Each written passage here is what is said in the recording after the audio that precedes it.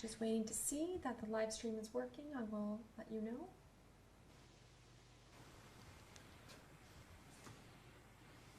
Through you, Mr. Mayor, the live streaming is working, and it is now 5:30. If you'd like to start with the meeting, thank you. Okay, thank you, Madam Clerk. Good evening, Council, SLT, and the viewing public. I see we have quorum, so I call this meeting under the public meeting under the Planning Act in session, Monday, November 23rd, 2020, at 5:30 p.m. And now we do have quorum. So the adoption of agenda, I will turn back to the clerk. Through you, Mr. Mayor, thank you very much. Put forward by Councillor Stewart, I do have a motion that the agenda be amended to include the addendum item number 5.3.1 and 6.3.1. If there is discussion? Seeing none, I'll call for the vote. Councillor Hahn. Yes. Councillor Hildebrandt. Yes. Councillor Olson.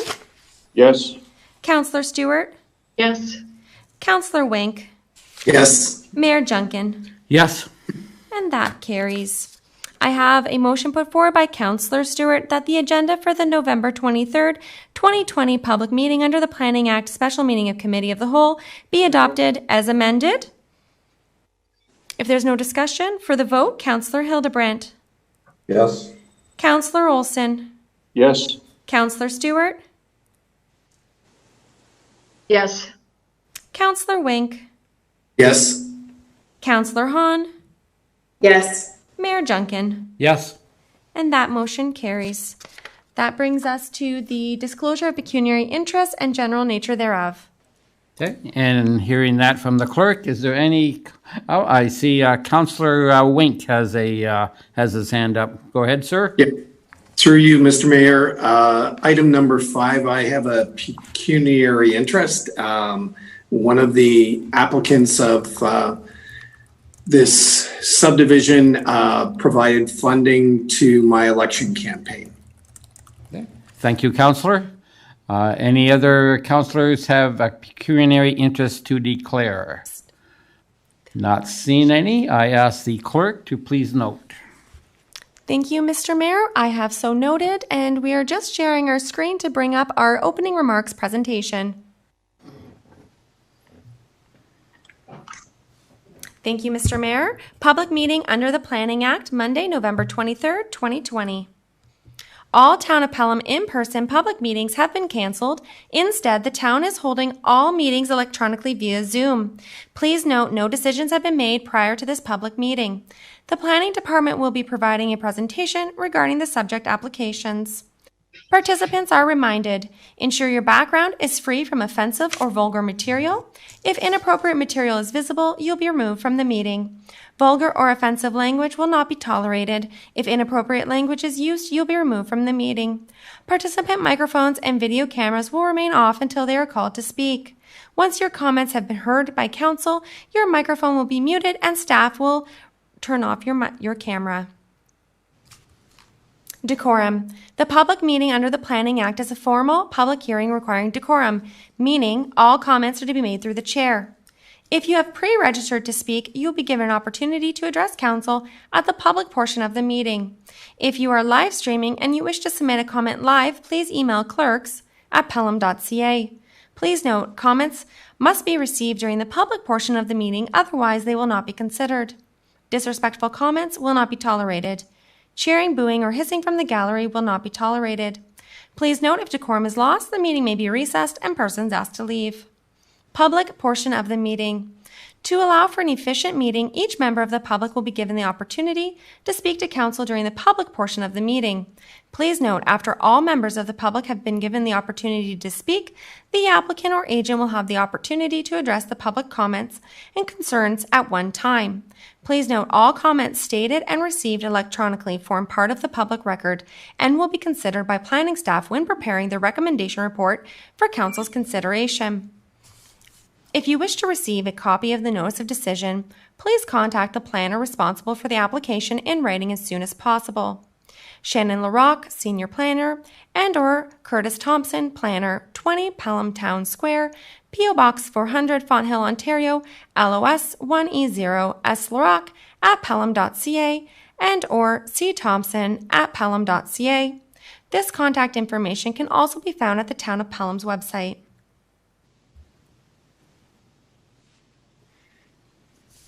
Thank you, Mr. Mayor. We are now on item 4 of our agenda here, and I do have the notice requirements to read into the record. Notice requirements. Town of Pelham application for draft plan of condominium, official plan, and zoning bylaw amendment. 1304 Rice Road, Saffron Valley, Phase 2, file numbers 26CD-19-02-20, OP-AM 02-20, and AM 06-20.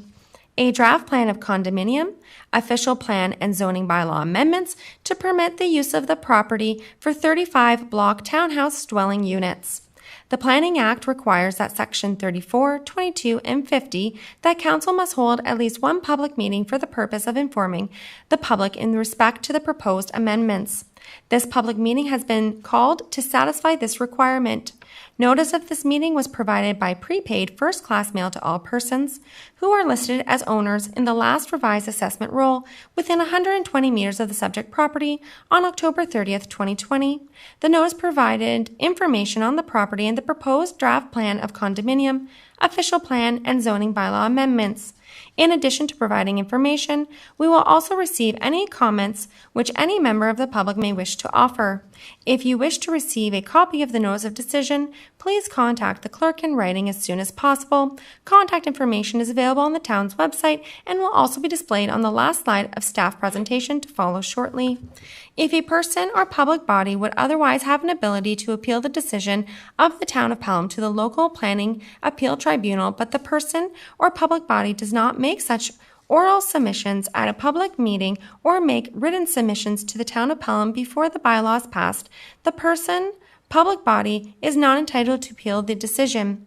In closing, we stress that at this point, no decision has been made on the proposed amendments, and therefore any comments received will be taken into account by Council in their consideration.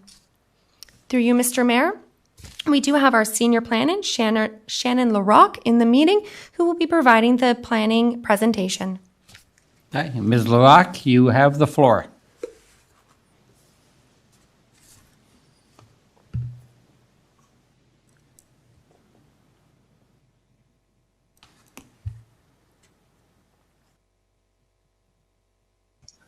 Thank you, Mr. Mayor and members of council. We have 3 applications before us tonight for property known as 1304 Rice Road, and the development is called Saffron Valley Phase 2. The applications are for draft plan of condominium, official plan, and zoning bylaw amendment. The property is located on the west side of Rice Road, south of Walker Road. And the purpose of the plan of condominium application is to allow individual ownership of 35 block townhouse dwellings.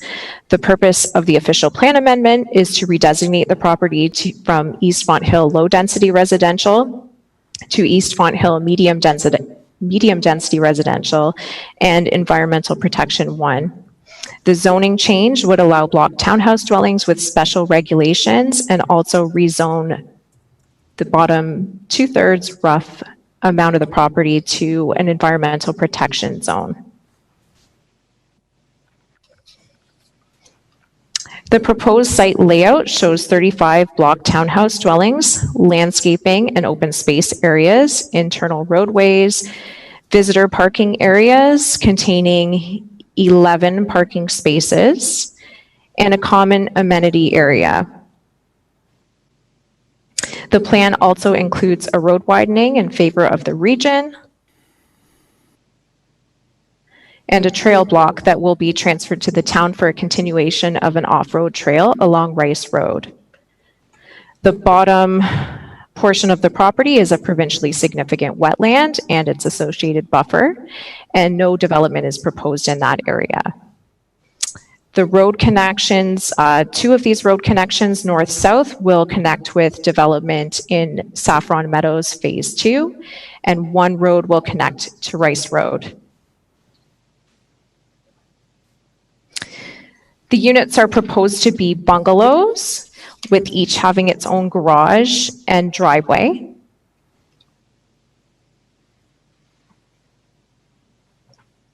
And the land use planning framework for the property includes being within a designated settlement area in the provincial policy statement.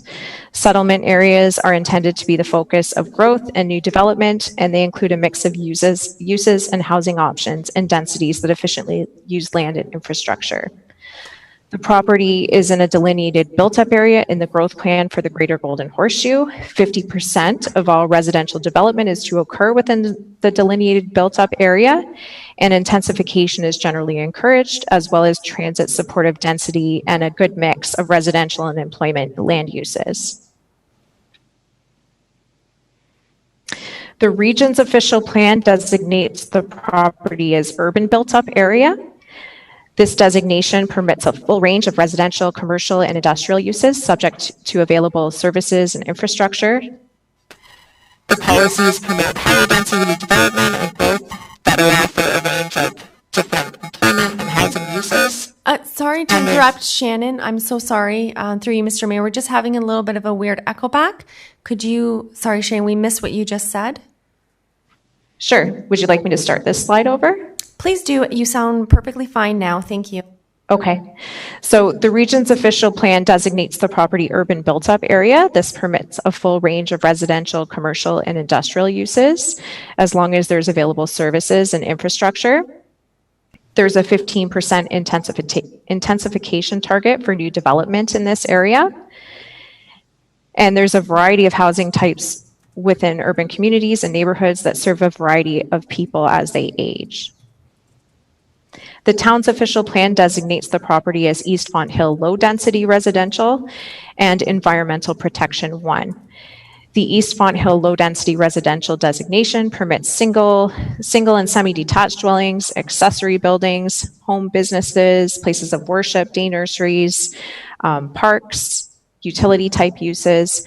Townhouses are also permitted, provided they're not more than 60% of a plan of subdivision. And the Environmental Protection 1 designation applies to the wetland portion of the property. This designation is for environmental features that are to be protected. The town's zoning bylaw zones the property as agricultural, and the developer is requesting a site-specific residential multiple 1 zone that would support the development of the block townhouse dwellings, as well as an EFEP, East Fonthill Environmental Protection Zone, which would apply to the wetland portion of the property and its buffer.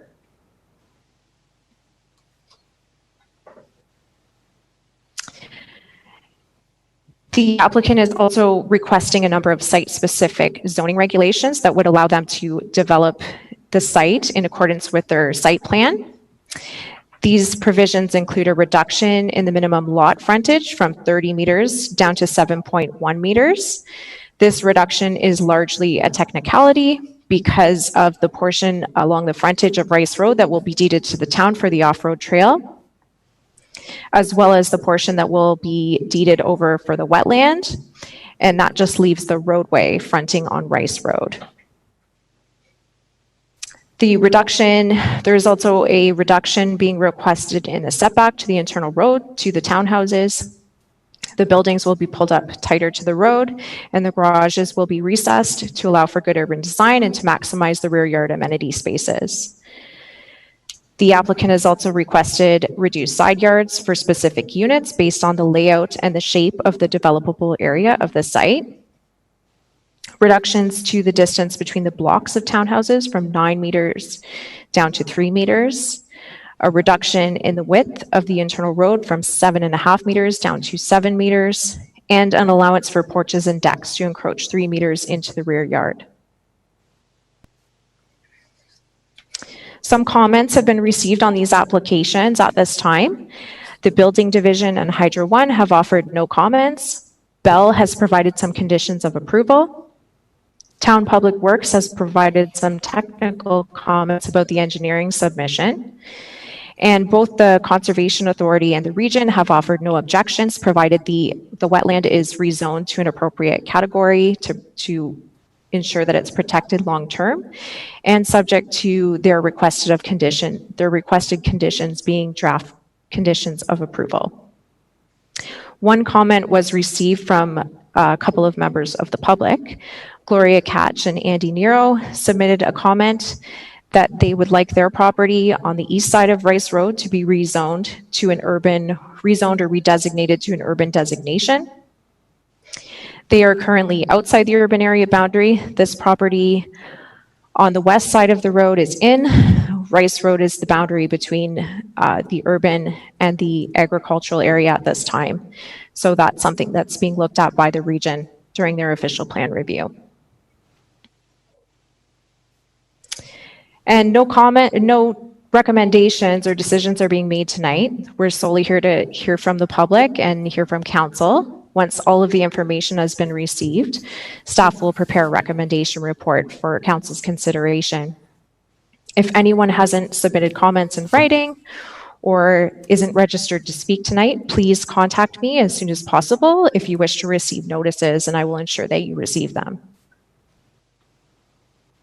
And following tonight's meeting, if there are any questions or anyone wishes to submit comments on these applications, please send them via the information on this slide.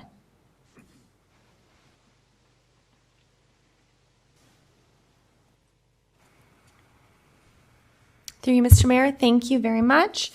We do have the applicant's presentation, and the agent is Craig Rowe, Mr. Craig Rowe from Upper Canada Consultants. Mr. Rowe, you have the chair. Thanks very much, Mr. Mayor. First and foremost, Matt and myself would like to thank committee for convening tonight and allowing us to have our three applications heard together. It's very efficient for us, and I know our clients are very grateful. My name is Craig Rowe. I'm a senior planner here at Upper Canada. I'll be responsible for the first item on the agenda tonight, and then my colleague Matt Kernahan will be taking over for the following two items. With the permission here of the clerk, I'm just going to share my screen. I have a brief presentation, a little bit about the development. Through you, Mr. Mayor, thank you very much. Mr. Rowe, please proceed to share your screen.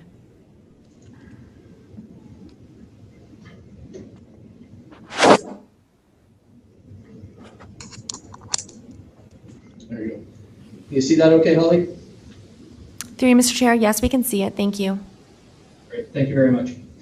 So in addition to the presentation provided by staff, I just wanted to provide council a brief walkthrough of the development with a little bit more detail to help you better understand what's being proposed and the relationship to some of the surrounding lands. So on behalf of the landowner, Upper Canada Consultants has submitted applications for a 35-unit draft plan of vacant land condominium, and also concurrent official plan and zoning bylaw amendments for development that's going to be known as Saffron Valley Phase 2. The municipal address of this property is 1304 Rice Road, which is located on the west side of Rice Road. It's north of Merritt Road and is south of Walker Road, which would be up here, which is a new road that's been created through Saffron Meadows Phase 2 approval. The property itself has a total area of about 4.013 hectares, but when you subtract some of the identified natural heritage features and constraints, including some of the road widenings and park dedication that's required, the developable area is 1.69 hectares. So the amendments that have been submitted with the draft plan are to facilitate the development of the site with exclusively block townhomes at a low medium density with some site-specific provisions that Shannon walked through that help us with the desired layout of the development.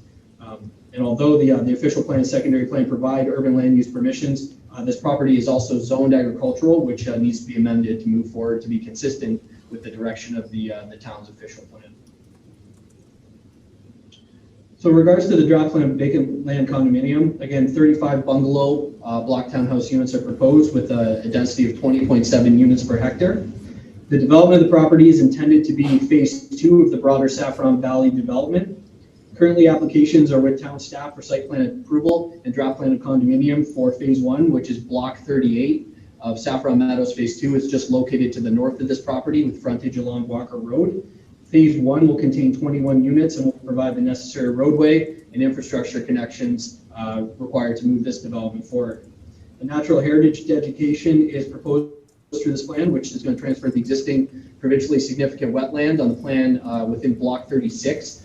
In addition to the wetland, there were some identified endangered American chestnut trees out there, eastern flowering dogwood, and then some whitewood aster that's on the fringe of the development. So Block 36 itself encompasses those features as well as a 15-meter buffer that's been prescribed by the biologist on the outside of them. Addition to this is parkland dedication, blocks 37, 38 of the plan. These are going to form the extension of the Rice Road multi-use trail. And paired with the dedication for Block 36, the town would be at leisure to move forward with necessary studies and extend that multi-use path towards Merritt Road. And then within the common element, 11 visitor parking spaces for this portion of the development. But also unique to it is a 550 square meter parkette that's being proposed with an open vista that faces towards the wetland area. So really integrating the natural environment with the built form that's been prescribed. So I'd just like to walk you through the development in just a little bit greater detail.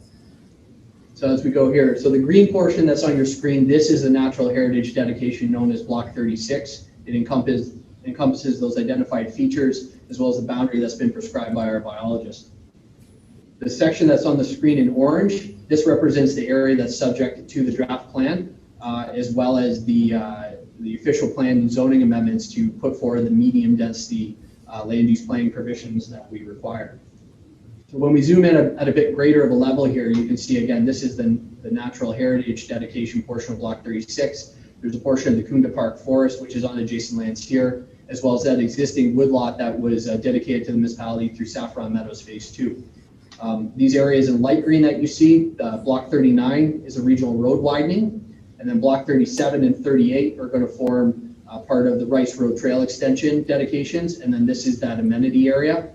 So this is our development itself, and then these red arrows simply delineate this is where the roadway connections up into Phase 1 are going to be occurring.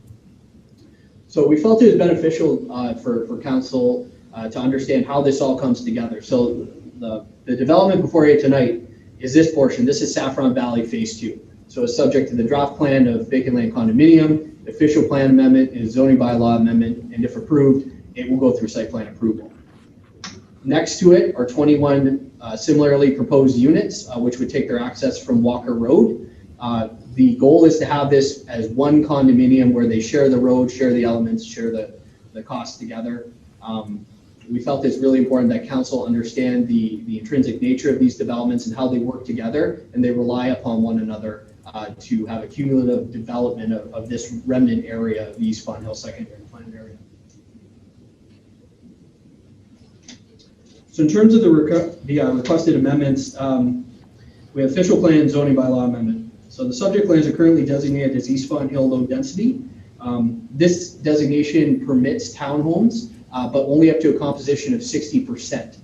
So in order to have the 100% composition of townhomes, we had to move to the medium density official plan designation.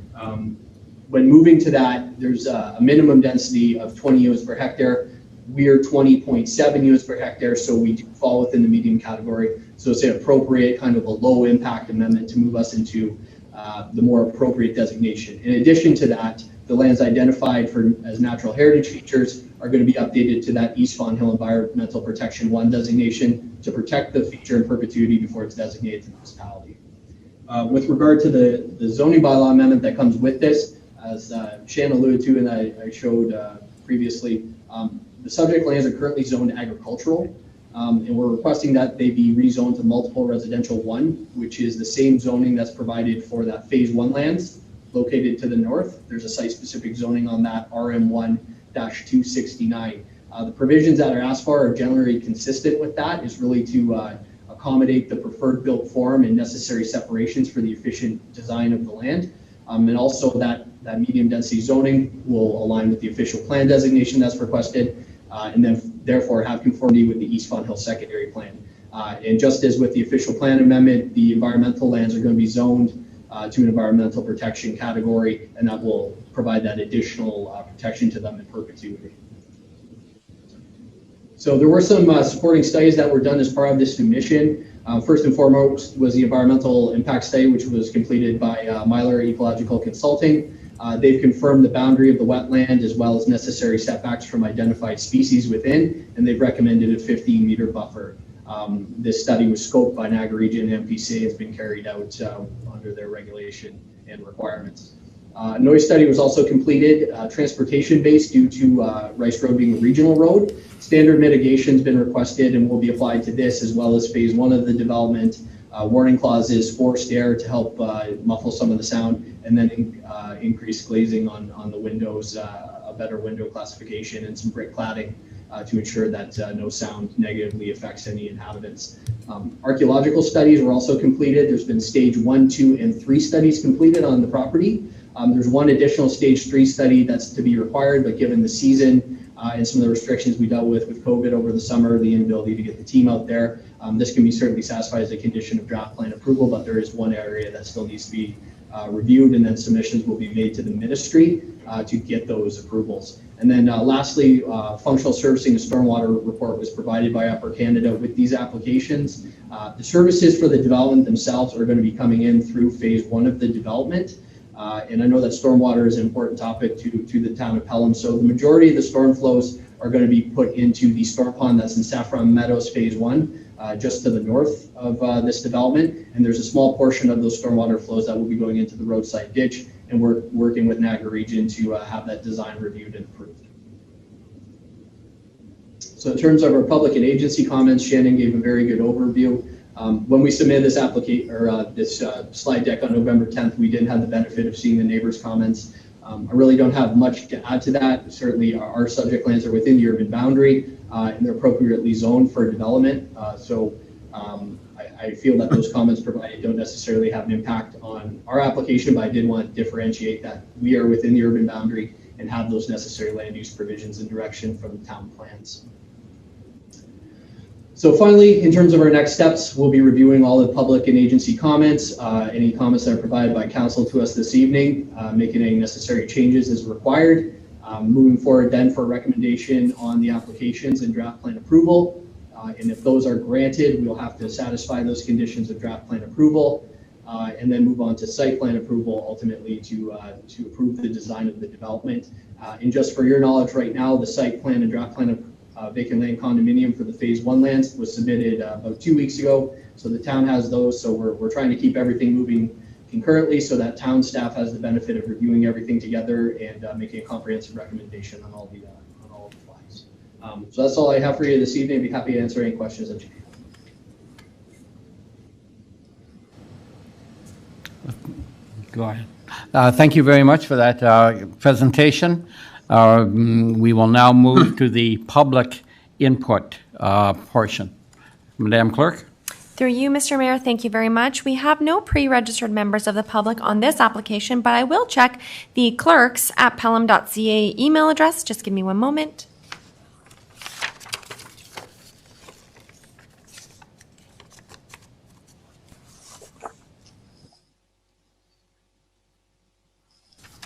Through you, Mr. Mayor, I see it is 5:58 p.m. and we do not have any public emails in through our clerks at pelham.ca email address. So if you wish, we can close the public portion and move on to committee input. Okay, thank you very much, Madam Clerk. So now this is to the committee. Any questions to the presenters? I see Councillor Olson has his hand up. Go ahead, Councillor. Through you, Mr. Mayor. Slide number 2 of the presentation, just for orientation's sake, if we could go back to that. I see at on 1307 Rice Road on the right-hand side, there's 2 lines. And I was wondering if one of those was the town line. Is that what's represented there? Through you, Mr. Chair, if the applicant could reshare their screen and bring back, I'm not sure if that was the applicant's. That's it there. Thank you. That's it there. I see 2 lines at 1307 and down all the properties on Rice Roads. Is one of them, I suppose, is the town line, just for orientation. Through you, Mr. Mayor, to Councillor Olson. The red line that you see is Rice Road, and that is the Yeah. boundary, it's the urban area boundary of the town. Okay, thank you. Thank you, There's been Councillor. another question Yes, through you, go- Mr. Mayor. Go ahead, Mr. Olson. And the ownership of the buffer, is that part of the wetlands, the significant wetlands, or is that part of the condo? Through you, Mr. Mayor, to Councillor Olson. The buffer from the wetland will be part of the environmentally protected portion of the property, and it will be transferred to the town for ownership. Oh, very good. Thank you. Thank you, Councillor. Any other questions from any other councillors? Holly, do you see the? Oh, okay. Sorry, thank you. Through you, Mr. Mayor. Ms. LaRocque, if you could just stop sharing your screen so we could see the rest of council. Thank you very much. Do any other councillors? Thank you. Oh, we have one from Councillor Stewart. Yes, thank you. Through you, Mr. Mayor. I've got concerns about the widths of the roads in the subdivision. They seem very narrow. And like I know in some of our newer developments, we end up kind of having to play leapfrog driving through because cars parked on both sides of the road. These don't appear to me to be wide enough for on-street parking and traffic flow. Ms. LaRocque, do you want to answer that question? Through you, Mr. Mayor, to Councillor Stewart. The proposed roadway it's going to be a private roadway because it's part of the condominium. The condominium will have ownership and maintenance over it. There isn't intended to be on-street parking. In terms of the town, when we circulate it to town departments such as fire, it's reviewed to ensure that we can get vehicle access down there safely. There's been no objections raised about the width of the private road. Councillor Stewart? Yes, thank you. But again, through you, Mr. Mayor, because there's no provision for on-street parking doesn't mean it won't occur. And yeah, I've got a concern with that. Okay. So the only wider street would be Walker, because that would be more of a through street. And Ms. LaRocque? Mr. Mayor, it appears the consultant has their Oh. hand up to respond. Okay, we will let him go ahead, sir. Thanks, Mr. Mayor, to the councillor. So with a private road through a condominium, given the width, there's a required 6-meter fire route that goes through this. So actually, through the requirements of the fire department, the entirety of the private road system is a fire route, and therefore no on-street parking could be accommodated. So anyone that would try to park on the side of the road would be in violation and would have to be removed. The 7-meter road width that we've provided is consistent with some of the other approved developments in the town. It provides appropriate articulation for vehicles and two-way traffic because typically with a condominium, it's not a public through street. The traffic volumes are much, much lower.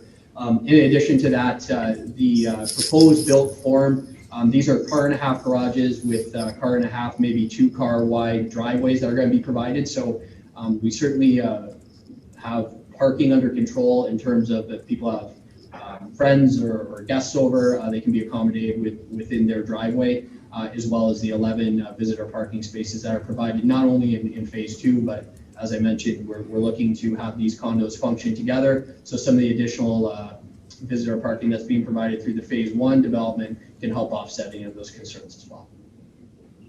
Thank you. I do have one more question. It's about the storm management. I have a concern with having open ditches because they don't always drain properly and you can wind up with mosquito infestations. How can that be controlled? We'll go back to the presenter. I can take that one.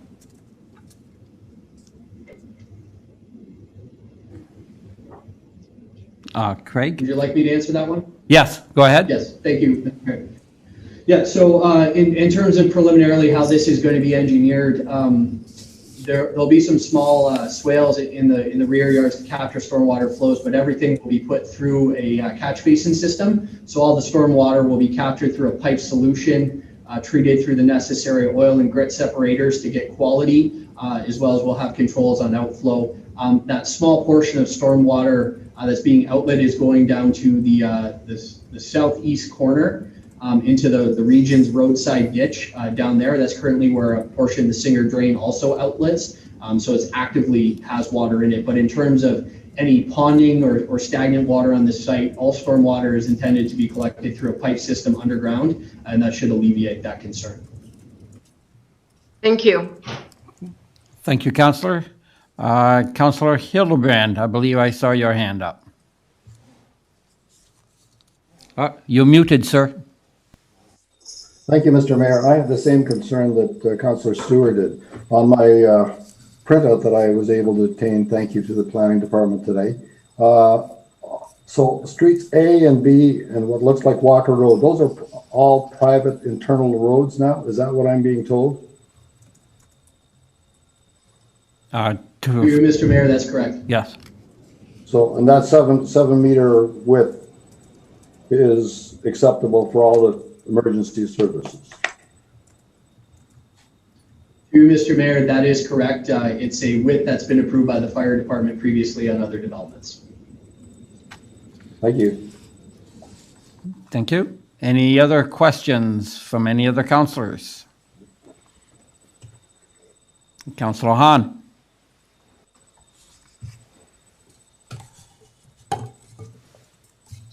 Yes, to the mayor. I'm just wondering, so residents that have children that are going to be living in this neighborhood, what's the expectation as far as playground? Where are they taking the kids for playground? Through you, Mr. Mayor, we've worked to integrate that 550 square meter, about 5,000 square foot park that's in the corner there. It'll be up to the condominium corporation, whatever they'd like to put in there, something we'll explore through the landscaping. But also with those ready connections up to Walker Road, we're very excited. We're also working on the Saffron Meadows Phase 3 development. There's a lovely new large municipal park that's going in that's a short walk and a bike ride away. So we feel that certainly with the inclusion of that park, there's certainly opportunities for recreation and amenity, as well as the multi-use trail for cycling and things of that nature. But there will be a dedicated within the development amenity space for residents. Councillor Hahn? So can I continue with that line of questioning, please? And that is with regard to the parquet, then the 550 square feet you mentioned. So playground equipment, will that be supplied by the developer? Through you, Mr. Mayor, clarification is 550 square meters, which is about 5,000 square feet. So it's a sizable tract. Yeah, no problem. If it's the will of the developer to provide perhaps some recreational play equipment, it would be at their expense as they're subject to site plan approval, and they would be the ones creating the development. It's not a public park, so all expenses would be paid for by the developer, and then those infrastructure would be owned by the condominium corporation. So is that something we can put on the wish list then? If you want to write that one down, that would be really nice. For you, Mr. Mayor, I can certainly convey those sentiments to our client and report back to town staff on what they have to say. Thank you. Thanks. Any other questions? Not seeing any. I turn to the clerk. Through you, Mr. Mayor, thank you. We are at the presentation of resolutions. I have a motion put forward by Councillor Olson that committee receive the Department of Community Planning and Development report for information as it pertains to file numbers 26CD 19-02-2020, OP, AM 02-20, and AM-06-20 relating to Saffron Metals Phase 2, and that committee direct planning staff to prepare the recommendation report on this topic for council's consideration. If there's no discussion, I will call for the vote. Councillor Hildebrandt. Yes. Councillor Olson. Yes. Councillor Stewart. Yes. Councillor Wink. Yes. Councillor Hahn. Yes. Mayor Junkin. Yes. And that carries. I have a motion put forth by Councillor Wink that committee receive the applicant's presentation for information. If there's no discussion, Councillor Olson. Yes. Councillor Stewart. Yes. Councillor Wink, Yes. Councillor Hahn, Yes. Councillor Hildebrandt, Yes. and Mayor Junkin. Yes. And that carries. I have a motion put forth by Councillor Hahn that committee receive the written correspondence as listed on the agenda, and that committee receive the verbal presentations made by the public listed on the agenda, and that committee receive any email comments received during the public portion of the meeting at the clerks@pelham.ca email address. Council will note we only did receive the written correspondence, and if there's no discussion, I'll call the vote with Councillor Stewart. Yes. Councillor Wink. Yes. Councillor Hahn. Yes. Councillor Hildebrandt. Yes. Councillor Olson. Yes. And Mayor Junkin. Yes. And that carries. Mr. Mayor, that would bring you to your next item on the agenda, which would be item number 5. And I do have notice requirements to read into the record. Town of Pelham application for draft plan of subdivision and zoning bylaw amendment. 1409 Station Street and 0 Summersides Boulevard, Park Place South. Files 2016-19-02-20 and AM-08-20. A draft plan of subdivision and zoning bylaw amendment to permit the development of the property for 13 single detached residential lots, 7 blocks for 30 rear lane townhouse dwellings, 10 blocks for 44 two-story townhouse dwellings, 5 blocks for 40 back-to-back townhouse dwellings and associated public streets and walkway. The Planning Act requires Section 34 and 50 that Council must hold at least one public meeting for the purpose of informing the public in respect to the proposed draft plan amendment. This public meeting has been called to satisfy this requirement. Notice of this meeting was provided by prepaid first-class mail to all persons who are listed as the owners in the last revised assessment roll within 120 meters of the subject property on October 30th, 2020. The notice provided information on the property and the proposed draft plan of subdivision and zoning bylaw amendment. In addition to providing information, we will also receive any comments which any member of the public may wish to offer.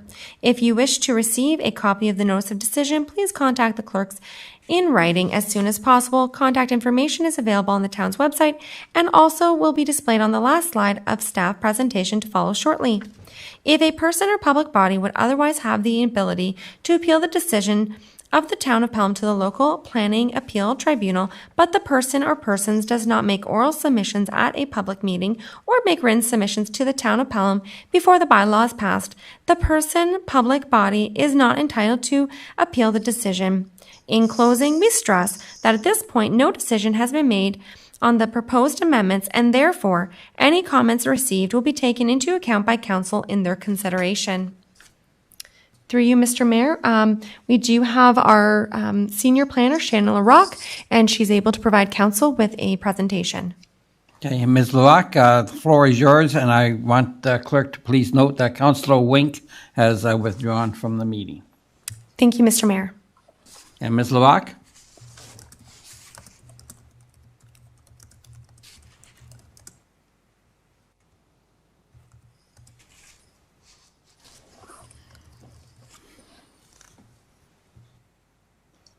Thank you, Mr. Mayor. This portion of the meeting will deal with 2 applications that have been received for property on the north side of Summersides Boulevard and the rear lands of 1409 Station Street.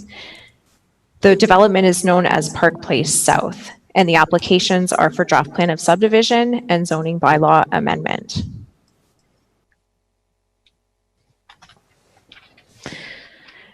The draft plan of subdivision will permit 13 single detached residential lots, 7 blocks for 30 rear lane townhouse dwellings, 10 blocks for 44 two-story townhouse dwellings, 5 blocks for 40 back-to-back townhouse dwellings, associated public streets, a public walkway, and the zoning application will allow the proposed residential uses.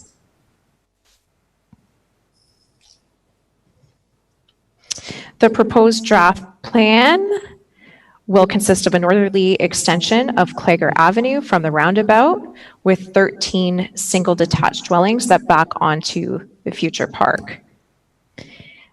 The rear lane townhouses are proposed along Summersides Boulevard.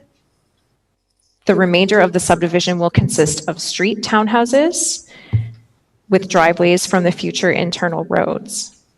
And the blocks in the center, blocks 23 to 27, are proposed to be double-stacked townhouses. It should be noted that the lands to the north and the rear lands of the properties fronting on Station Street will be the subject of future applications for draft plan of subdivision. The property is within a settlement area according to the provincial policy statement. Settlement areas are intended to include a mix of uses, housing options, and densities that efficiently use land and infrastructure. A portion of the property, the rear of 1409 Station Street, is in a delineated built-up area in the growth plan for the Greater Golden Horseshoe. 50% of all new development is to occur within the delineated built-up area. Intensification is generally encouraged in this area, and transit-supportive densities and a healthy mix of residential and employment uses.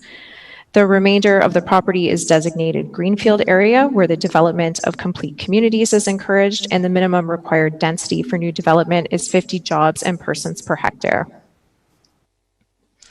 The Niagara Region official plan designates the property as being within the urban built-up area and the designated greenfield area. The minimum intensification rate for the town of Pelham is 15%. Designated greenfield areas must develop as complete communities with grid pattern streets, be transit supportive, development is to be orderly, and serviced in accordance with servicing master plans. The region's official plan policies encourage the provision of a variety of housing types. The town of Pelham official plan designates the property as East Fonthill medium density residential, which includes permitted uses such as townhouses, small scale apartment buildings, accessory apartments and secondary suites, live work units, housing for seniors, accessory buildings and structures, home occupations, places of worship, convenience retail, parks, utilities. There's a small strip of land at the rear of 1409 Station that is East Fonthill low density residential. However, policy E5 of the official plan indicates that the boundaries on the schedule to the plan are approximate as they don't follow lot lines. And in this case, it makes sense to consider the entire property as East Fonthill medium density residential. The town's zoning bylaw zones the subject land as agricultural, and the applicant is requesting that it be rezoned to a site-specific residential 2, residential multiple 1, and open space zones to support the development of single detached and townhouse dwellings, and to recognize the pedestrian walkway in the subdivision and the surrounding parkland.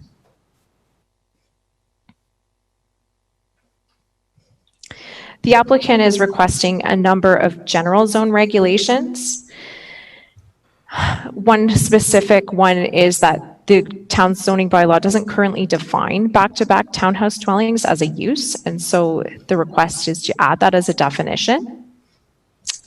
The applicant is also requesting permissions for second dwelling units within the subdivision, either inside of the main dwelling or in a detached accessory building, subject to requirements including a maximum floor area of 60 square meters, providing a parking stall for that unit, compliance with Ontario building and fire codes, and the appearance as one unit through only having one door, regardless of whether there's one or two units on a lot. One front door. The applicant is also requesting a reduction to the width of the driveways accessing the units to a minimum of 3 meters where there's one-way traffic, or 6.5 meters where there's two-way. And this applies specifically to the rear access townhouse units.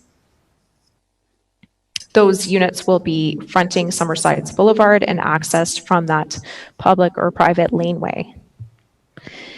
There's also a request for a maximum width for a joint driveway of 8 meters, Our current zoning bylaw doesn't consider a joint driveway.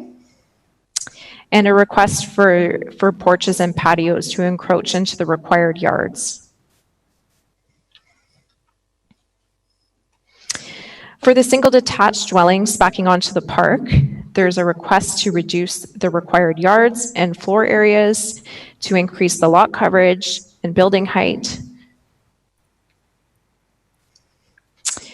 And for the back-to-back townhouses, since the town zoning bylaw doesn't define these as a use at this time, there are no regulations that pertain to them. And so the applicant has proposed a number of regulations that would apply to these blocks and this use.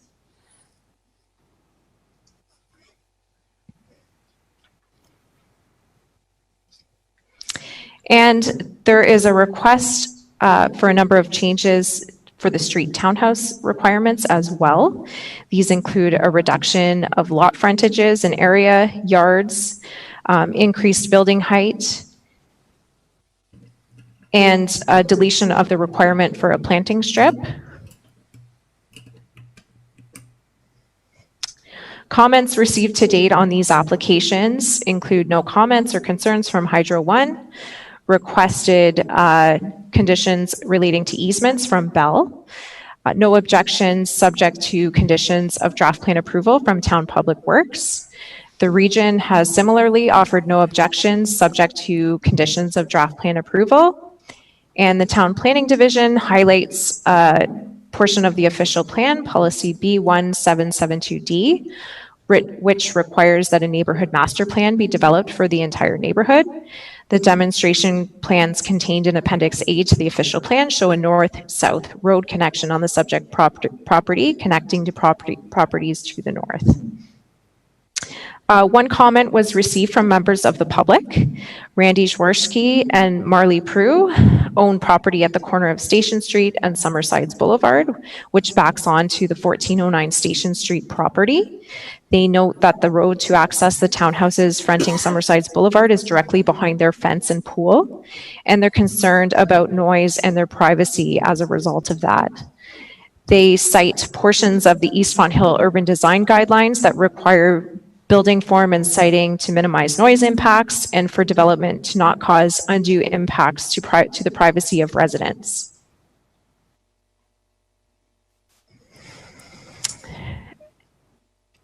And no decisions are being made tonight, no recommendations are being made.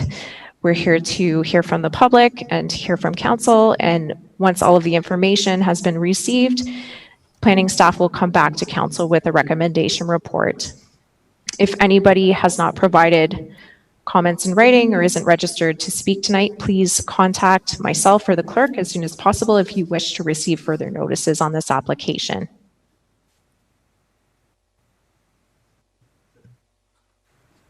Okay, thank you for that report, Ms. Luak, and I will turn to the clerk. Through you, Mr. Mayor, thank you. We are now at the presentation of the applicant, and we do have the agent in the meeting, which would be Mr. Matt Curahan from Upper Canada Consultants. If you want to go ahead, Matt, with that, and you can certainly share your screen to put up your presentation. And you have the floor.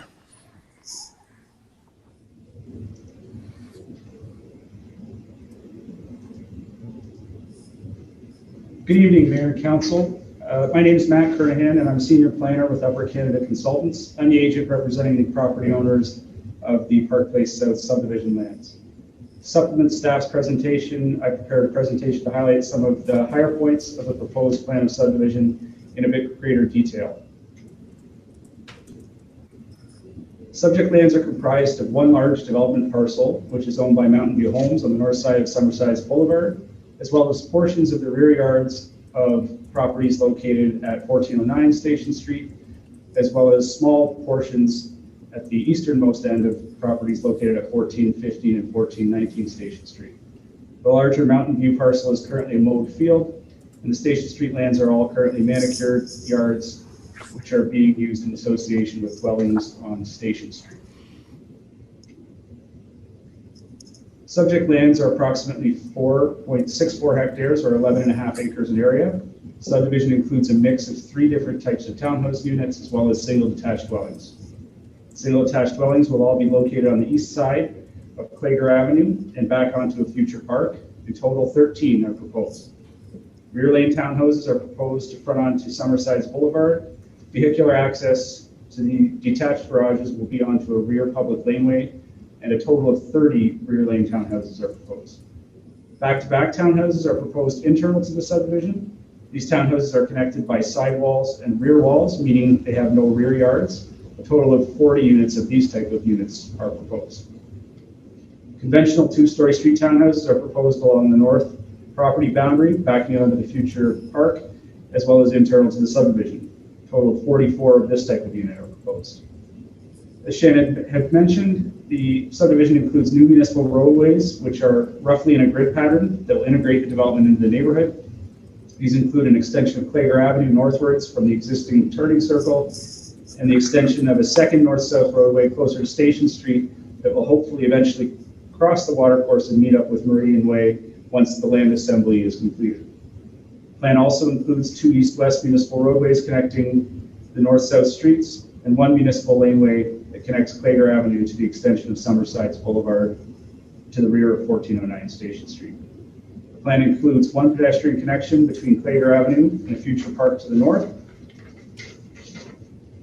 Stormwater from within the subdivision will all be collected in catch basins that are located either in the roadway or in the rear yards. They'll then be conveyed to an existing stormwater management pond in River Estates Stage 1. This pond has been designed to accept flow from these lands and was approved by the province to do that. This slide just summarizes some of the information I've just provided. As I mentioned, 13 single detached dwelling lots are proposed along the park. These are shown in yellow. The rear lane townhouses are shown in light orange along the north side of Summersides Boulevard. The 2-story street towns are represented in light orange, both along the north boundary with the park and immediately north of the rear lane townhouses on Summersides Boulevard. Back-to-back townhouse units are shown in the middle of the plan and are represented by a slightly darker or vibrant orange, and the pedestrian walkway is shown in green. Again, this slide just demonstrates graphically some of the graphically the proposed rezoning. Areas colored yellow are proposed to be rezoned from their agricultural zoning to a site-specific R2 zone that will permit single detached dwellings. As mentioned, areas shown in orange are proposed for townhouses, and the application requests that these be rezoned from their current agricultural zone to a site-specific R1 zone to permit the various townhouse forms. Lastly, the green area is proposed to be rezoned to open space to permit it to be used for passive open space uses. In support of the proposed subdivision, Upper Canada completed a functional servicing study and stormwater management plan to describe how the proposed subdivision will be serviced with water, sanitary sewers, and stormwater. The subdivision will be serviced with sanitary sewers and water by extending the existing services from Summersides Boulevard through the development and servicing lots with frontage on Summersides directly from these existing services. Proposed stormwater management plan for the subdivision is consistent with the East Fawn Hill Master Drainage Plan. The plan includes the conveyance of flows from this subdivision, as I mentioned, to the existing pond in River Estates Phase 1, which was designed and approved by the province to receive these flows. Stage 1 and 2 and 3 archaeological assessments were completed for the larger Mountain View parcel. These archaeological assessments concluded that the property is cleared of archaeological potential and that no further study was required. Ministry of Tourism, Culture, and Sport provided a clearance letter for the development. Stage 1 and 2 assessment was completed for the 1409 Station Street property, and clearance of archaeological potential for this property will be required as a condition of approval.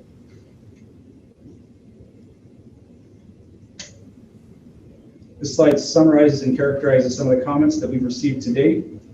None of the agencies circulated had any objections or concerns to development, and all requested that standard conditions of approval be imposed. At the time of preparing this presentation on November 11th, we hadn't heard any public comments on the proposal.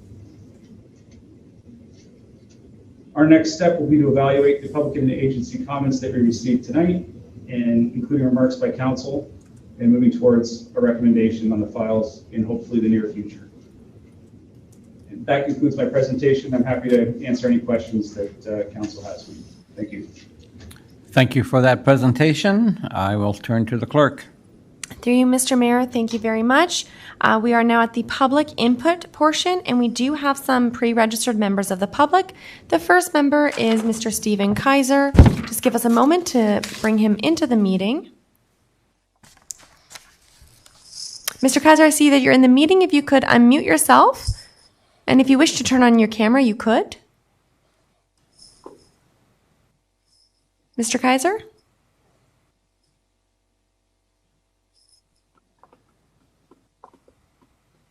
Mr. Kaiser, we're going to just send you, we're hoping that you can hear us. I hope your volume is turned up.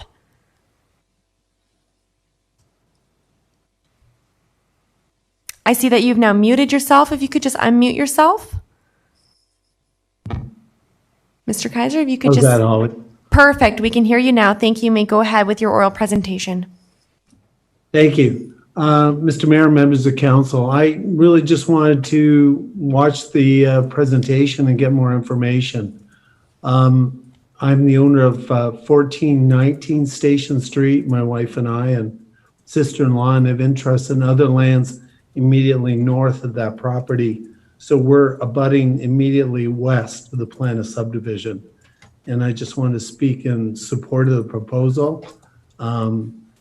A little bit of history. I quarterbacked a group of 4 large land developers who took this through process and completed the East Fond Hill secondary plan through early 2010 and beyond.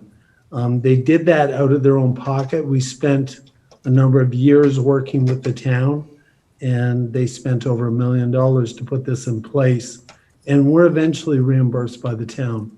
But it's exciting and interesting to see the plan unfold.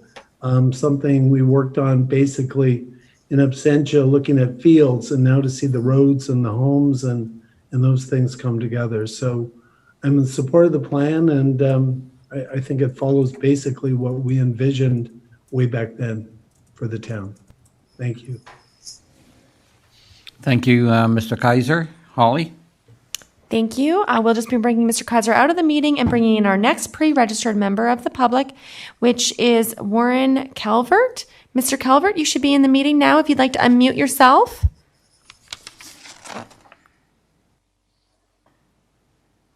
Mr. Calvert, if you could unmute yourself. Okay. Perfect. Thank you. And this is the Park Place South application. So if you wish to speak, that would be great. Great. Thank you very much for allowing me to speak on it. I received your correspondence a number of weeks back, and I have a number of concerns with it. One of them, I moved into this area thinking, it's almost a retirement type environment, and I'm finding there's a lot more young people, especially on Lamenti Street. That's where I face onto. And when I talk to my neighbors, who are the young ones, they looked at it and says, there's no area for playgrounds, splash pads, this kind of thing. And meaning to me that it's going to be one car. When I look at it at a house, I usually see husband and wife. That means 2 cars. And when you get 2 cars, that's going to be over 500 vehicles in your subdivision. Before I moved into the area, I looked at the Gray Forest condominium area, and when you drive through there, they have, for extra parking, they have pull-offs or parking spots there. I don't see any of that on this plan. I find the roads are extremely narrow. And when I moved in from Niagara Falls, there was a subdivision that still got a bad name because the roads are so narrow. When it gets into the wintertime, cars are still on the road, snowplows can't get down, and even the fire department is getting quite concerned for trying to get their trucks down if they have to in that kind of a subdivision. So I'm And that's for myself being a retiree. Yes, you have your one community center of the hockey arena, but I was sort of hoping it to be a plan, somewhere's in these plans for swimming pools so adults or seniors can get in there and do some aquafit classes and stuff like that. But when you look at, I know it says here that there's 40 townhouses and 7 blocks and all this. Start adding that up. That comes up to 278 homes. That's an awful lot of houses.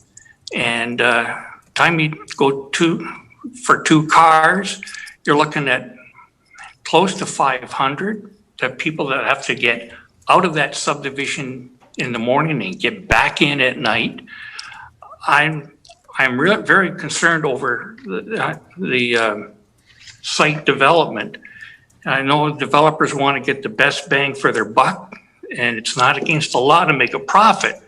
But at some point, safety has to be looked at it.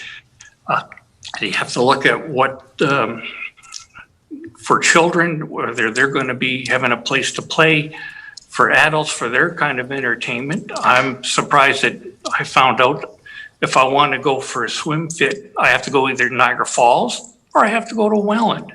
Nothing here in Font Hill is around.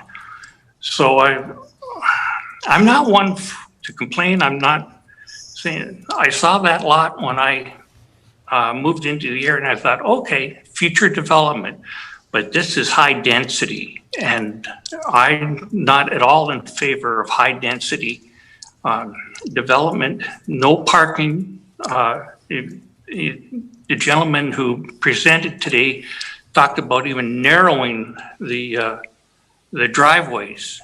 And I'm thinking he needs to widen them, make it 2, or you have a parking area for visitors and stuff of that nature.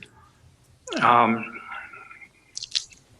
the street from me, a house just sold last week, I think it was 2 weeks ago, for $1.2 million. So these houses, these 13 houses, I can foresee them going quite high. When I looked over at the Gray Forest community, they were saying, sure, they advertise it for 600,000. By the time you start adding this on and that on, it soon added up to 800,000, and that just got out of my price range for a townhouse. I would like to see, sure, there's going to be development. I understand that, but to make it a high density like this, I'm quite concerned over it, and I'm hoping the other councillors will send this back to get it redesigned a little bit better and put in some park area, put in some parking. And I know the town needs to start looking at for senior citizens to have some kind of activity area. I know you have a walking track over top of the arena. I thought that would be great until you have to go and either walk or drive to it to walk in the park in that area. Other than that, that's about what I have to present. And I thank you very much to the council and to the mayor for allowing me to spew my 2 cents worth. Thank you, Mr. Calvert, for making your presentation and for appearing before the committee. Thank you. Through you, Mr. Mayor, thank you very much. That was the last pre-registered member of the public. I will just check the clerks at pelham.ca email address. Through you, Mr. Mayor, I see that it is 6:39 and we have not received any emails. Therefore, you can close the public portion of the meeting and start with committee input. Okay, thank you, Madam Clerk. I now turn to committee, council. Any questions, comments on the presentation you've heard tonight? Councillor Hildebrand. Mr. Mayor, I'm going to start off with a housekeeping item, which is very dear to my heart to Upper Canada Consultants. The drawing still shows a traffic circle at Station Street in Summerside. This council has eliminated this feature, so please remove that from your drawing. Now, going on to my concerns. What I'm concerned about is we've had a presentation before, about a year ago, in this area. And at the time, there was all kinds of discussion with regards to the placement of the infrastructure, specifically along Summerside Boulevard and in that area.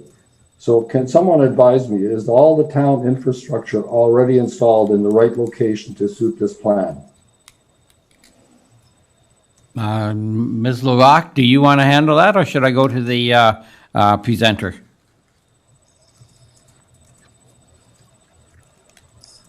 Mr. Mayor, you may want to go to the presenter or the Director of Public Works. Oh, okay. Well, let me go to the Director of Public Works, Ms. Weens. Ms. Weens? Thank you, Mr. Mayor. As I understand it, there is certainly the sanitary sewer and water services exist on Summersides, but there haven't been individual connections put in for this area. So no, that infrastructure would have to come in, and that would be the developer's responsibility. Okay. Councillor Hildebrand? Through you, Mr. Mayor. At the last meeting we had about a year ago, I thought I specifically remembered that the sewer laterals were placed in off of Summersides. Ms. Weens? I think I will defer that to the Director of Public Works. Okay. Director of Public Works, Mr. Moore? Mr. Mayor, that is correct. The sanitary lateral and the water service has been stubbed off of Summersides. The proposed location of the new right-of-way has shifted, so there will be a requirement by the developer to stub those connections at the main and then reinstall new sanitary sewer lateral and water service. Thank you. Councillor Hildebrand? Through you to the Public Works Director. Is that all at the expense of the developer?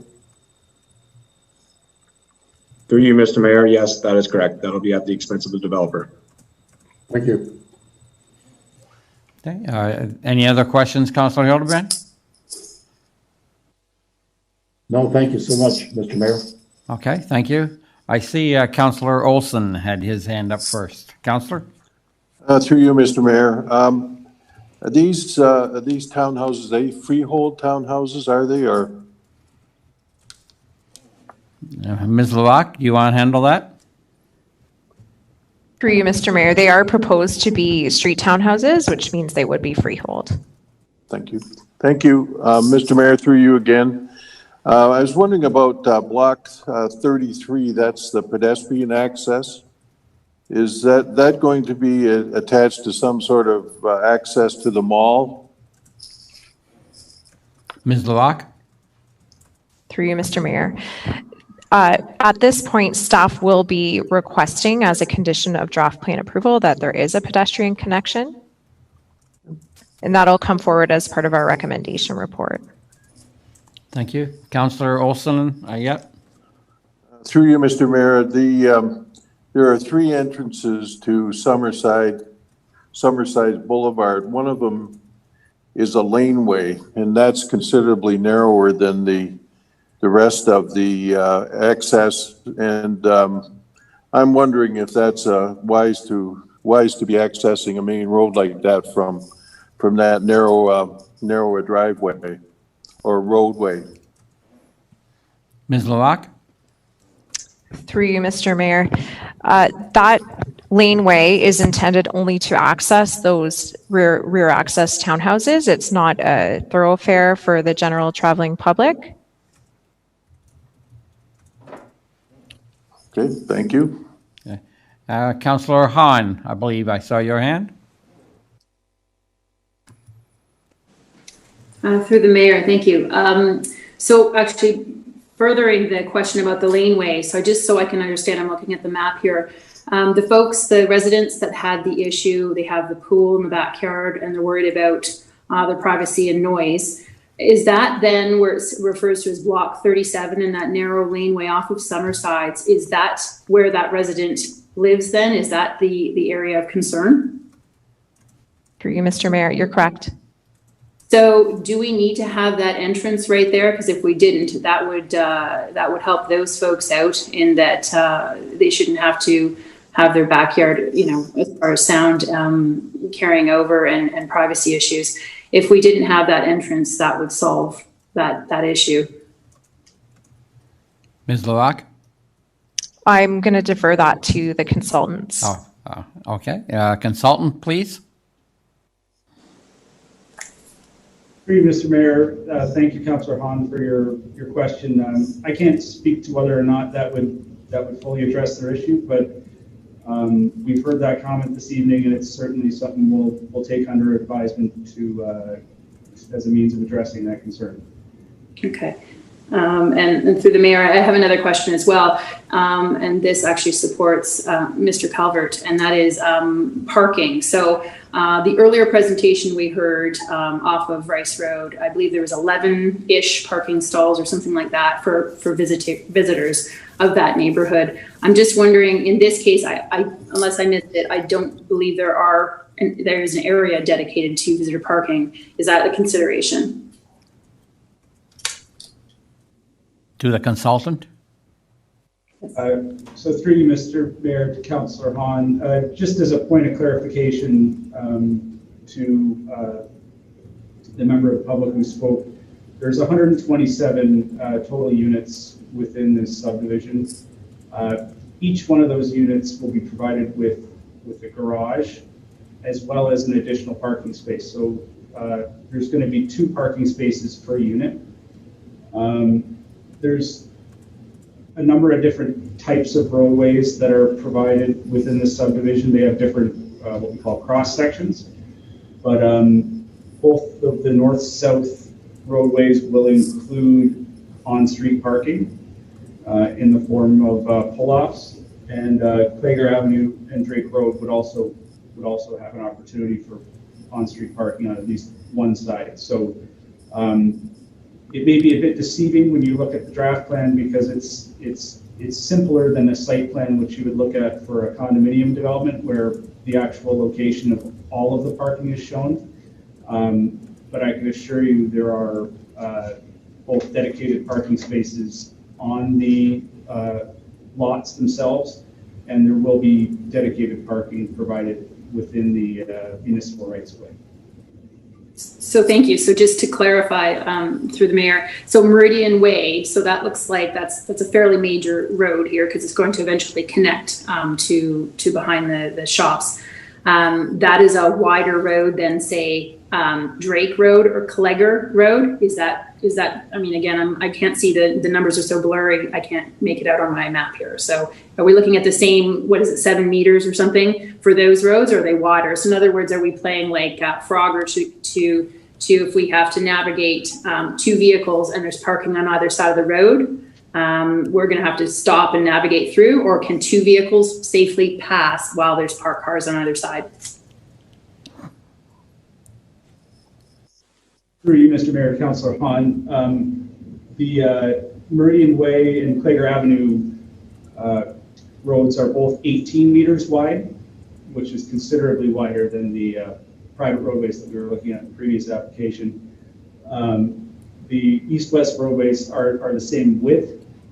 The way that they will be constructed in terms of where parking will be located and the additional amenities within the rights of way in terms of bike lanes and that sort of thing, it's different compared between the north-south roadways and the east-west roadways, but I can assure you in both instances there will be adequate space within those cross sections for parked vehicles and vehicles traveling in opposing directions, all to exist within that right away at the same time. Okay, thank you. Yeah, I mentioned this because in Lameti, when I drive down Lameti, if there's cars parked on both sides of the road, you have to wait for your turn to continue navigating down the road, and that's just it's not ideal. Last question, and that is with regards to park. So same question I asked earlier in the evening, where would children in this area play on playground equipment? Through Mr. Mayor and Councillor Hahn, there are a number of opportunities within this subdivision to connect with public amenity spaces. There is a park on two sides of the development. That is a town park outside of the applicant's land holding, so I can't speak directly to how that might be developed and whether it might include play equipment. That might be a better question for one of the members of town staff, but our development here tonight includes a direct connection to that park. Staff are requesting that it includes a connection over the water course to bring it closer connected to the other amenities in the area. And I'll leave it at that for now. Thanks. Perhaps the planning can answer. Yes. Perhaps Ms. Weens? Yes, Mr. Mayor, through you. As the applicant indicated, right adjacent to this property is a 1.3 hectare parkland that the town owns. And so this is proposed to be developed for park purposes. I don't have it directly off the top of my head, but I believe that the design of that would go into, if it's not in the 2021 budget, it will go in 2022 and then be developed the year after. So it is certainly on our radar in terms of the need for this park. And I'd have to just confirm with the Director of Recreation the timing that that we have planned for it, but we can report that back to council in the recommendation report. So just on that same vein though, through the mayor, so who is responsible then for outfitting that park? So Mr. Mayor, through you, the town will be responsible. This development will pay cash in lieu for parkland fees, and the fees that we collect for cash in lieu go into a park reserve that will be used to pay for the cost to develop parklands that the town has acquired. Okay, thank you. Thank you, Councillor. I guess Councillor Stewart. Yes, thank you. Through you, Mr. Mayor. I know that development and building are not exercises in philanthropy, but I find this development to be overly packed. And my first objection is to the back-to-back townhouses. They have a total lack of privacy. You know, you don't have a backyard to go sit out in. You want to have a barbecue and have some friends over. It has to be on your front lawn. You have small children and you want to let them go out in your yard. You cannot fence in your front yard effectively to provide them with a small, safe place. I find it's just far too tight. And my other issue is the kind of the blanketing in of the ability to put in accessory units. So you say there's 127 units. So even 15% of the people putting in an accessory unit will put a huge increase in the population and the traffic in that area. I just find it's excessive. Any comment on that from the consultant? Through you, Mr. Mayor, yes, thank you for the opportunity. What I can offer you on the issue of the back-to-back townhouses and the lack of amenity areas is that these type of units cater specifically to a demographic of people who really aren't interested in having the responsibility for taking care of outdoor amenity areas. It's not that they're forced into these types of units or that it's by accident. They're marketed and they're bought specifically by people who don't want to have outdoor amenity areas. So amenity areas are provided by way of porches and balconies in a limited way, and that's done very intentionally to cater to those people who aren't interested in hosting those outdoor barbecues. The other comment regarding the provision of accessory units. This is something which you can probably appreciate we commonly are both asked by planning staff to include and voluntarily include as a means of providing for affordable housing within your community or an affordable housing opportunity within your community. So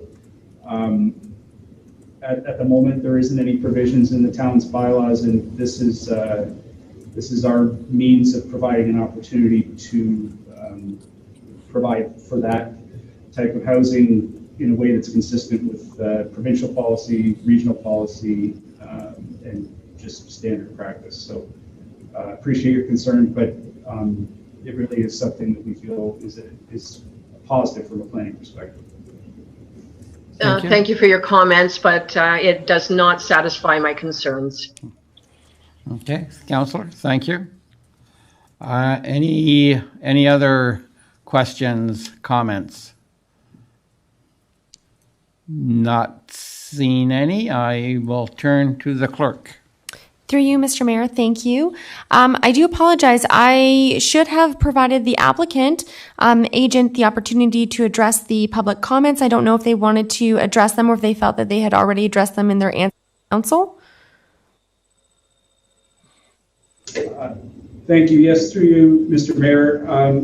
I'll just offer a few points of clarification to maybe assist Mr. Calvert in understanding what the plan is for this evening.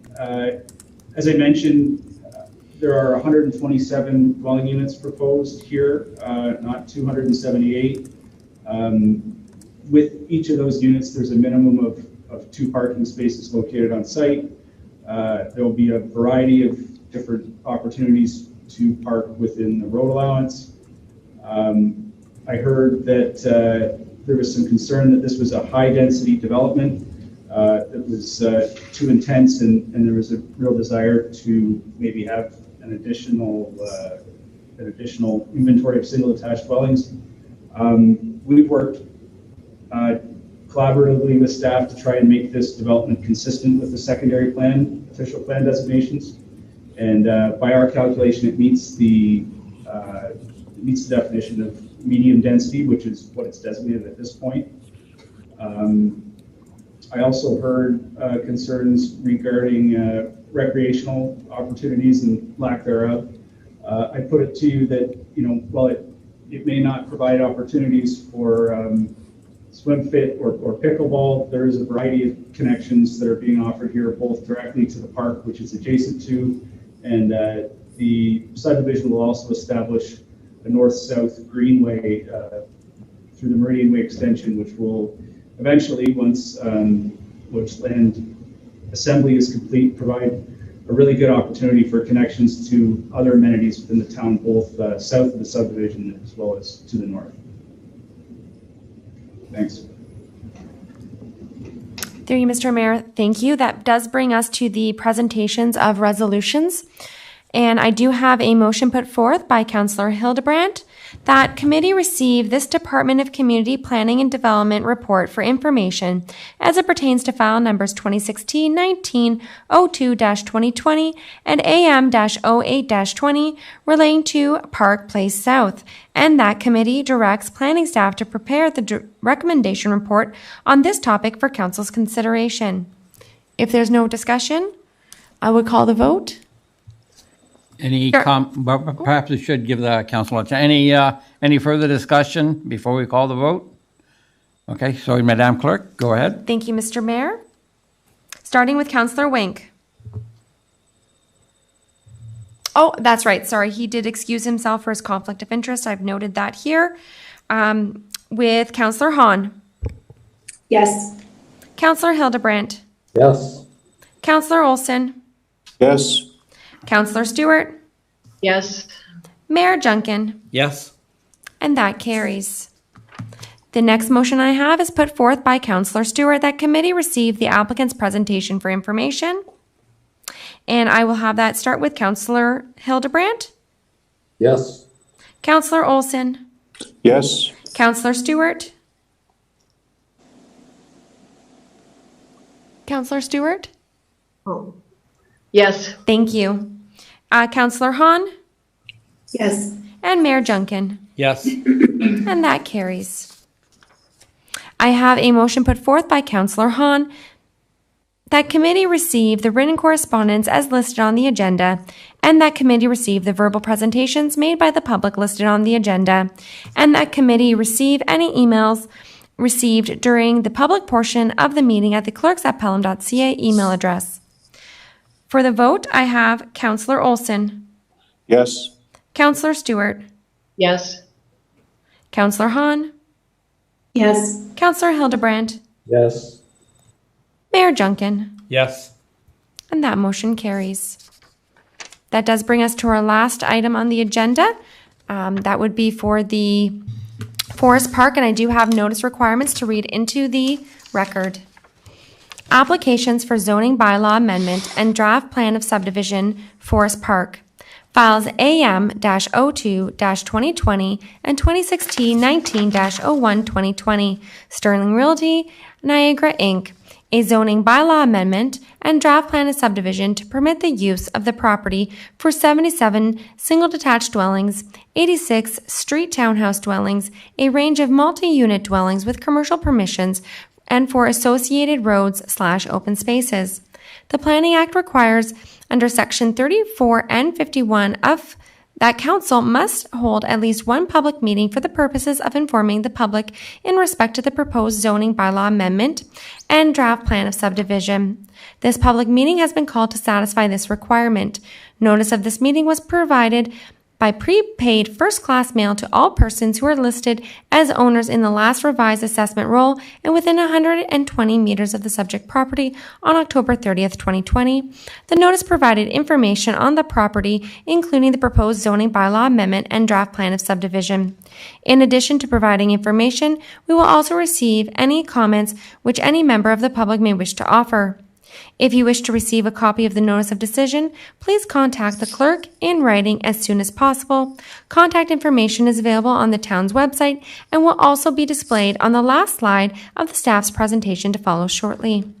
If a person or public body would otherwise have an ability to appeal the decision of the town of Pelham to the local planning appeal tribunal, but the person or public body does not make oral submissions at a public meeting or make written submissions to the town of Pelham before the bylaw is passed, the person or public body is not entitled to appeal the decision. In closing, we stress that at this point, no decisions have been made on the proposed zoning bylaw amendment or draft plan of subdivision, and therefore, any comments received will be taken into account for council's consideration. I do see that Councillor Wink has rejoined us. Thank you.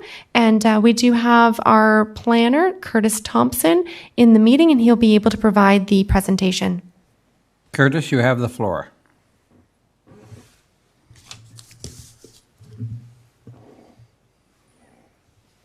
Good evening, members of council and the public. I'm Curtis Thompson, planner of the town of Pelham.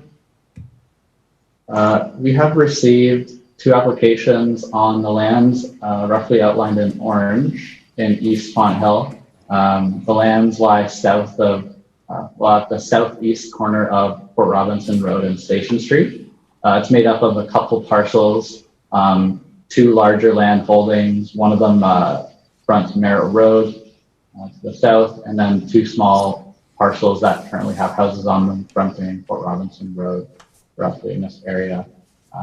One application is for a draft plan of subdivision, and the other application is for a zoning bylaw amendment to rezone the lands. The subdivision application would actually create 77 single detached residential lots. They would create blocks of land that are illustrated to create 86 street townhouse dwellings.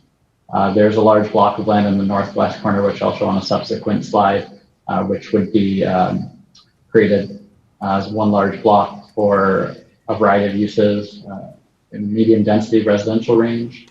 There's a 0.743 hectare block of land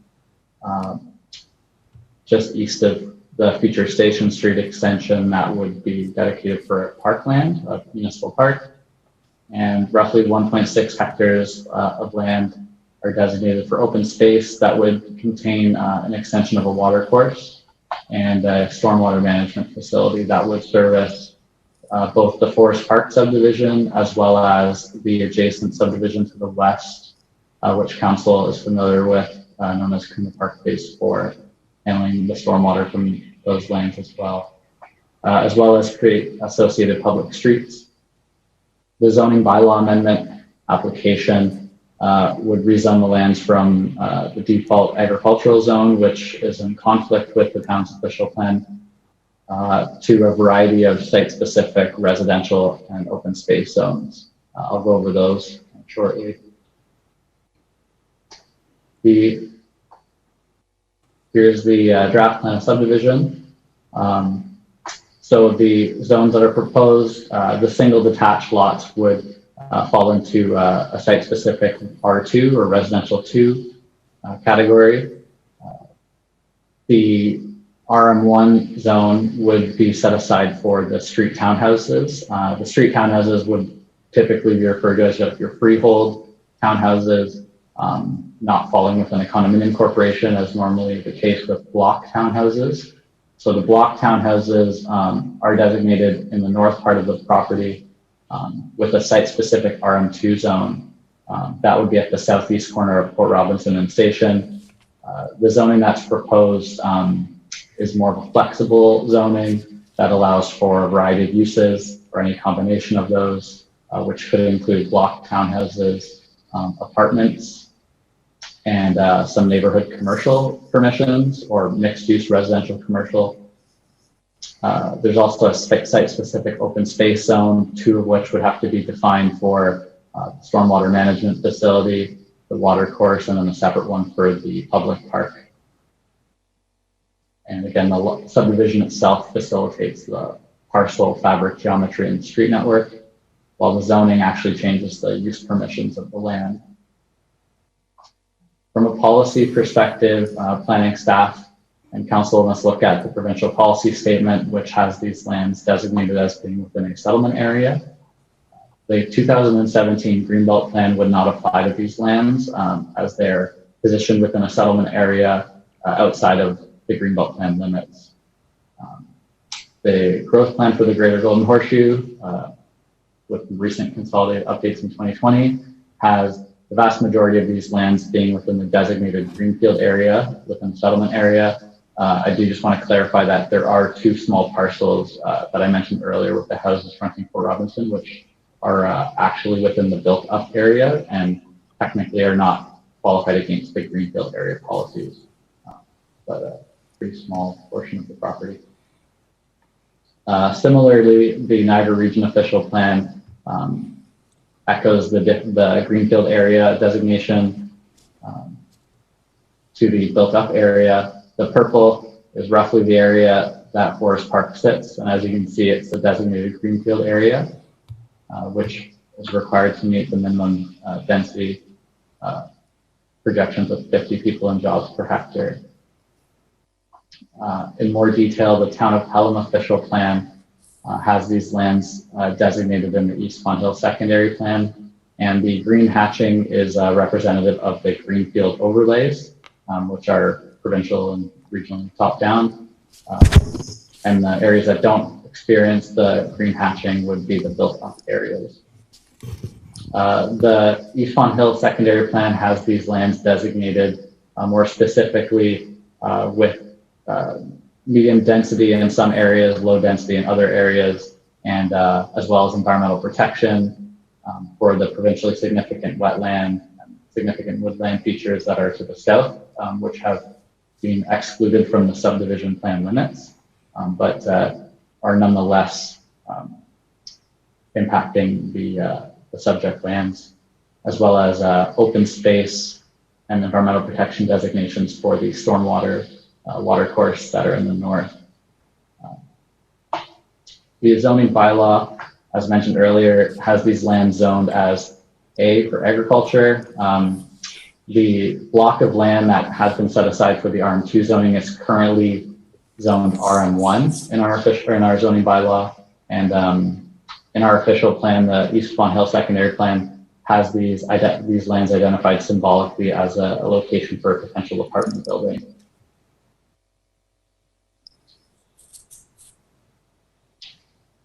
Prior to the public meeting, we've circulated the draft plan proposal and all the supporting studies, such as the environmental impact study and archaeological assessment and the functional servicing report to the commenting agencies. The region, we have not received comments to date. There was a further environmental impact study work, supporting studies that had not come in yet, so the region withheld comments, but those are forthcoming shortly. The Niagara Peninsula Conservation Authority did identify some issues with the environmental impact study, so the applicant completed an addendum, which was recently received, and a water balance. They will likely speak to that later. The Town Public Works Department does not have comments at this stage. They will be outlining conditions of draft plan approval. And the utilities offered no objection subject to their standard subdivision agreement clauses. Several public comments were received leading up to this meeting by town planning staff. There was some concern with the integration of the infrastructure between the Kuna Park Phase 4 subdivision and the Forest Park subdivision. Town staff did provide a response to these comments in the report. I won't go over these in too much detail. I imagine there will likely be some questions out of this public meeting. This presentation has provided info on the zoning and draft plan subdivision application for the lands referred to as Forest Park, and the recommendations or decisions concerning this application have been or will be made up. And I'm available to answer any questions, as well as on public works and planning staff. Okay, thank you, thank you, Mr. Thompson, for your presentation. Madam Clerk. Through you, Mr. Mayor, thank you. That brings us to the applicant's presentation. We do have again Mr. Matt Curhan from Upper Canada Consultants. Sir, you can have the floor. If you'd like to reshare your screen with your other PowerPoint, that would be fine.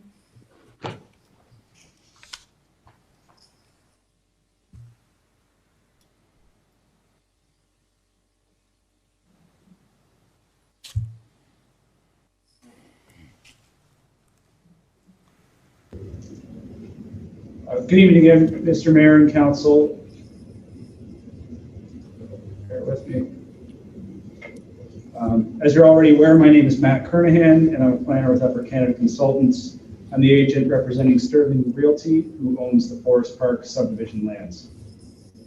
I'd like to take this opportunity just to make a brief presentation to highlight some of the higher points of the Forest Park plan of subdivision in greater detail, and also to answer any inquiries that Council has or members of the public present to me this evening.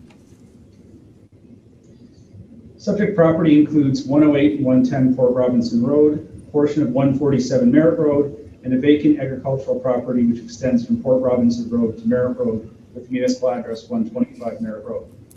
Only portions of the 125 Merritt Road that are north of the provincially significant wetland and the portion of 147 Merritt Road that are north of the stream and provincially significant wetland are subject to the applications for draft plan of subdivision zoning bylaw. All natural heritage features, including the provincially significant wetland, woodlot, and stream corridor, are excluded from the development proposal and are identified as additional lands of the owner. The vast majority of the subdivision lands are currently being used as an agricultural field. 108 and 110 Port Robinson Road currently have single detached dwellings and associated amenity areas that will be removed in association with this development. This slide shows the proposed draft plan of subdivision that is submitted for Council's information this evening. Subdivision lands, which are contained by a thick black outline, are 17 hectares in total size. Access to the subdivision will be from future roads in adjacent development to the east and an extension of Station Street. The Station Street road allowance is currently a municipal ownership and external to the subdivision. However, it's planned to be constructed by the developer through a front-ending agreement in association with this development, as was mentioned in staff's report. Subdivision includes a variety of land uses. Moving from left to right on your screen are 77 single detached dwellings. They're proposed on streets B, C, Walker Road, and the future extension of Station Street. 86 street townhouses are proposed in the central portion of the subdivision. These units are proposed to be developed in blocks. Plan identifies these blocks as 79 through 86 inclusive. These townhouses would front on municipal roadways, including Street A, Walker Road, Marie Street, Cassia Street, and William Street. Each of these blocks identifies the number of townhouse units that will be built upon them. The exact unit design and by extension the lot configuration of each of these blocks has not yet been identified and will be approved through subsequent processes. Moving northward, to the right is block 87. This block is proposed as neighborhood park. This location was chosen as it was generally consistent with the secondary plan. It's central to this development. It benefits from adjacency to a collector road and has access to both an internal street and the environmental protection block, which will include a pedestrian pathway. Park is also co-located with block 88, which is a proposed stormwater management pond. Locating these two facilities together and along the environmental protection block is mutually beneficial to their aesthetic and considered desirable from an urban design perspective. Then moving north is block 89. This is an environmental protection block. It is a 30-meter wide block that includes a naturalized channel. The channel would receive flow from the stormwater pond and redirected overland flow from the Kunda Park subdivision. Finally, at the corner of Port Robinson Road and Station Street is a multiple family block. The secondary plan contemplates multiple family residential, potentially an apartment or local commercial uses here. The detailed design and configuration of this area will be determined through a future approval process that could include a draft plan of condominium and or site plan approvals. This is a plan showing the Kunda Park Extension 4 and Forest Park draft plan of subdivision stitched together. As you've heard, these are two separate applications. The most recent submission of Kunda Park was submitted at the same time as this Forest Park application. The purpose of submitting them together was to demonstrate how the density of the Forest Park application can compensate for the much lower density in the Kunda Park plan as a means of justifying it in terms of provincial, regional, and town planning policies. The two plans are connected in a number of ways. There are two main ways in which these two plans are connected, through roads and stormwater management. To provide clarity on the issue of roads, the roads which are proposed to be built through the development of these subdivisions have been highlighted in gray. In particular, you can see the southerly extension of Station Street and the two connections from the Kunda Park Extension 4. Two connections between Forest Park subdivision and Station Street are also shown. These connections would be to the extensions of William Street and Walker Road. Second type of connection relates to stormwater management. Stormwater management in Kunda Park is connected to Forest Park in two ways. The first is related to surface water drainage. There's currently a stream that flows eastward out of the provincially significant wetland towards the Steve Bauer Trail. The plan for Kunda Park is to redirect this flow on the west side of the Steve Bauer Trail northwards, then through a culvert under Station Street Extension directly into the naturalized channel that is proposed in block 89 of Forest Park. This route is shown on the plan with blue arrows.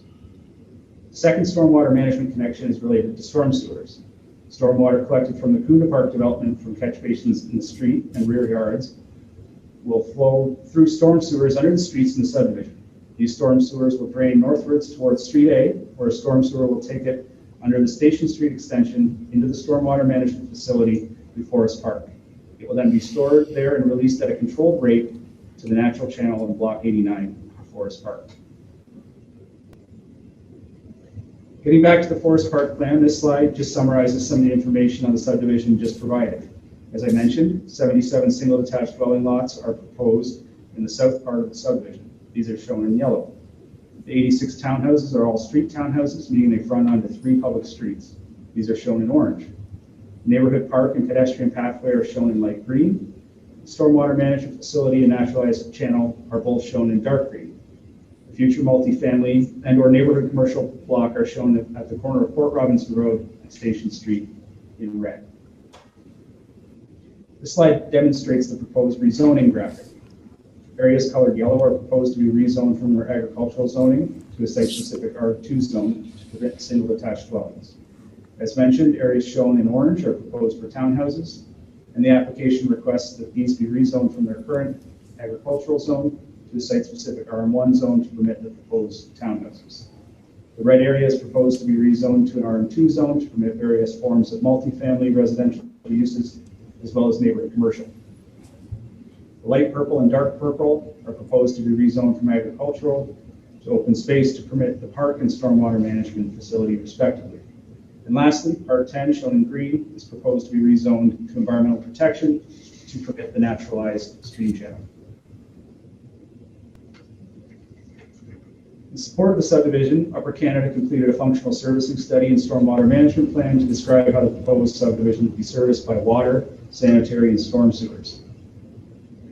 The subdivision will be serviced with sanitary sewers and water by extending services west from Acacia Street and Walker Road from within the Saffron Meadows Phase 3 subdivision. The proposed stormwater management plan for this subdivision is consistent with the East Fawn Hill Master Drainage Plan. The plan includes the conveyance of flows from the north part of the subdivision to the proposed pond within the subdivision. Flows from the south part of the subdivision will go to the existing facility in Saffron Meadows Phase 2, which was designed to receive flows from this development. Stage 1, 2, and 3 archaeological assessments were completed and submitted in support of this application. Stage 4 assessment is currently underway for the western part of the development, and a Stage 1 and 2 assessment is underway for portions of the development in the east. As you heard, an environmental impact study was completed to assess the potential impact of the development on the provincially significant wetland, woodlot, and streams in the vicinity of the development. The environmental impact study determined that with the proposed buffers and other mitigation measures, there would be no impact on these features or their ecological function. The Niagara Peninsula Conservation Authority agreed with portions of this study, but requested some additional information in the form of a water balance. This study, as well as an EIS addendum, have since been completed. Both the water balance and the EIS peer review addendum that was completed by an independent third-party biologist substantiate the conclusions of the original EIS that the proposed development will not have any negative impact on natural heritage features. These studies have recently been submitted to the town, region, and the Niagara Peninsula Conservation Authority for their review and comments if any.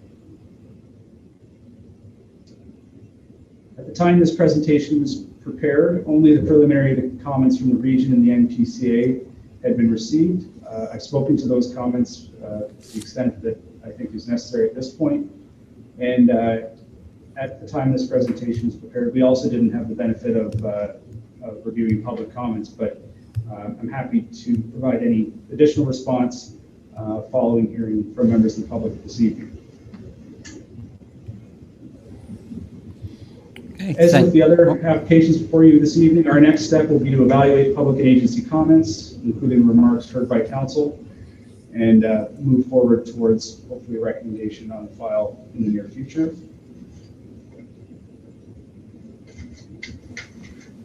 In closing, it's my submission to council that the Forest Park subdivision represents a desirable development that includes a variety of land uses, including open space areas, parks, a variety of housing forms, and opportunities for neighborhood commercial uses in a form that's contemplated by the East Fawn Hill Secondary Plan. The plan is generally consistent with the demonstration plans and the urban design guidelines contained within that secondary plan. The proposed development encourages active transportation through its open space network, park, and connected integrated roadway pattern. The development also completes a link between development to the west, including the park, and lands under development to the east. Development will include stormwater management for development to the east, and completed open space connection by way of a naturalized channel and associated pathway between the Steve Bauer Trail and other development in East Fawn Hill. It's my opinion that the Forest Park development is an efficient and appropriate use of urban land. It's consistent with the provincial policy statement and conforms to applicable provincial plans and policies of the region of Niagara and the town of Pelham. That's my submission this evening. I'm happy to answer any questions. Thank you. Okay. Thank you for a very thorough presentation. And I will now turn to the clerk. Through you, Mr. Mayor, thank you. That brings us to the public portion of the meeting. We do have some pre-registered members of the public, the first one being John and Karen Gwoski. We're just bringing them into the meeting now. Hi, Karen. I can see you in the meeting if you'd like to unmute yourself. Next one, click two. Yep. Perfect. We can now hear you. So if you'd like to go forward with your verbal presentation. Hi, we're in the other section of Kunda Park, and they said that this was supposed to be presented, this section was supposed to be presented jointly, but they split it. So that's why we're listening in on it. I see they've, I'm not sure whether they've addressed all the drainage issues, but I know the mayor said we're not supposed to be talking about drainage, but I'm still quite concerned about the drainage. I'm also wondering, seeing as this section is going to be fairly high density, is there any reason to rezone on our side from R1 to R2, seeing as the density on this side more than satisfies the provincial requirements for density? That said, that's about all we have, and I know there's some other people that have some more input, but that's the only issues we had. It was mostly concerned about drainage on our side of it, but not on nothing much with this side of the plan. Thank you. So yeah, thank you. And then we're at 15 Stella, so we're more concerned with the other side of it and how this affects us, and the access from Station Street and all the construction access coming from Station Street as opposed to coming in through the existing subdivisions. Thank you. Okay. Thank you for your presentation, John and Karen. Turn to the clerk.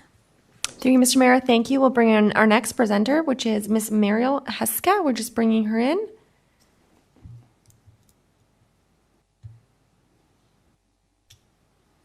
Just give us one moment to let her connect into the meeting.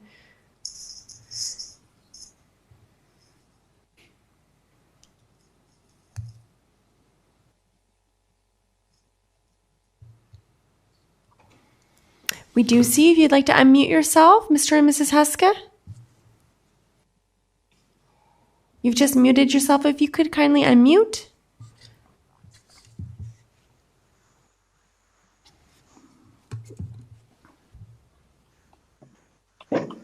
Okay, we can see you, and it sounds like we can hear you if you'd like to go forward with your verbal presentation.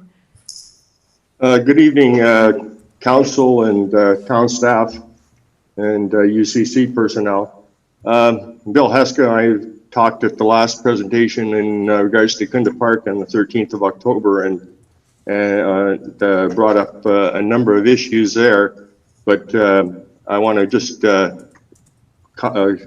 complement those comments with what's going on in this forest park, which is basically to the east of us.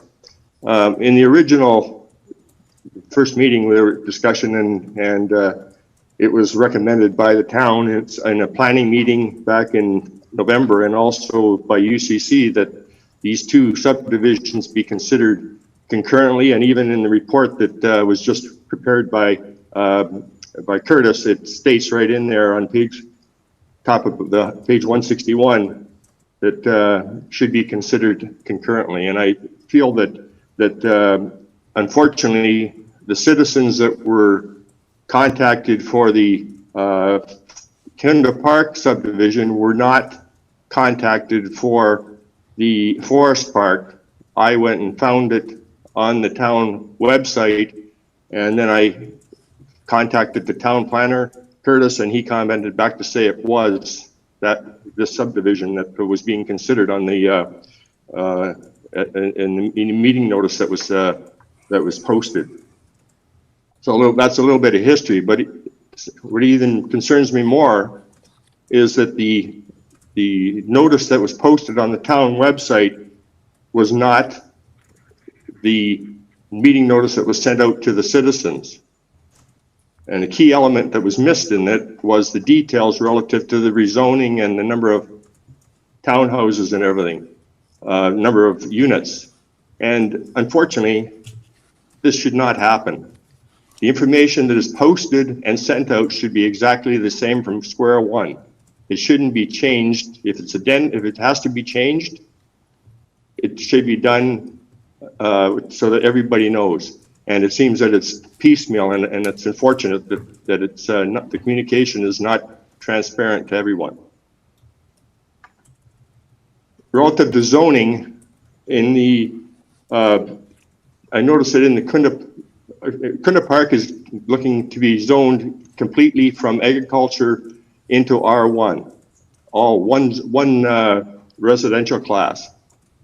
When you go and you look at the Forest Park, they've got R1, R2, RM1. They've got 3 or 4 different classes of zoning.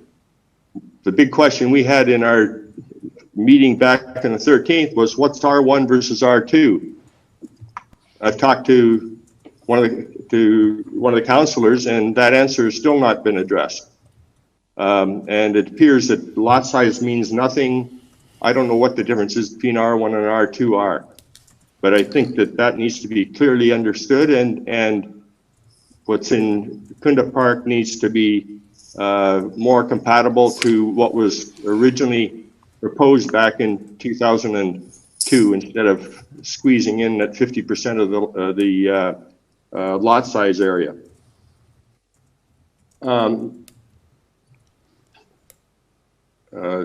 The other area that needs to be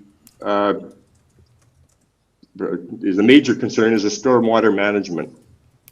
Upper Canada consultants have given a bit of an explanation today in terms of that one map showed where the stormwater was in yellow and groundwater ditches, which are going to be above ground, are in red. I have a real concern relative to the flows, especially when stormwater is through the ditches, is through the piping system is one thing, but it needs to be controlled and needs to be the flow needs to be regulated. And I see that they've got it going into the stormwater pond directly, but the question is, the stuff coming in by the ditches is going directly into the drainage ditch, and I have the big concern is the erosion in this whole area in terms of flow. What was shown by UCC tonight shows that along the west side of the Bauer Trail, it's going to be open ditches. Right now, there's forestation in there. There's some growth and trees down and everything. It isn't a good flow.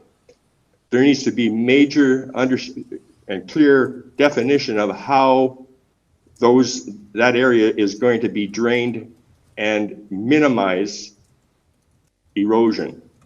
Right now it's not. It's a dam, and it's a major problem.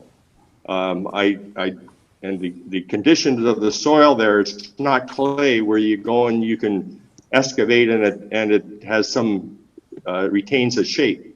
Here you've got basically sandy silt, loam, or whatever it is, and there's no stability to the soil, and it just caves in if it's not going to be properly treated. So I have a real concern with the volume of water that's going to be going into this system and have to cross the trail. There's also they just put new the main stormwater drain coming down Port Robinson Road goes along. There's a branch that goes parallel to the Bauer Trail and goes underneath the C. Bauer Trail right now. It's an open ditch.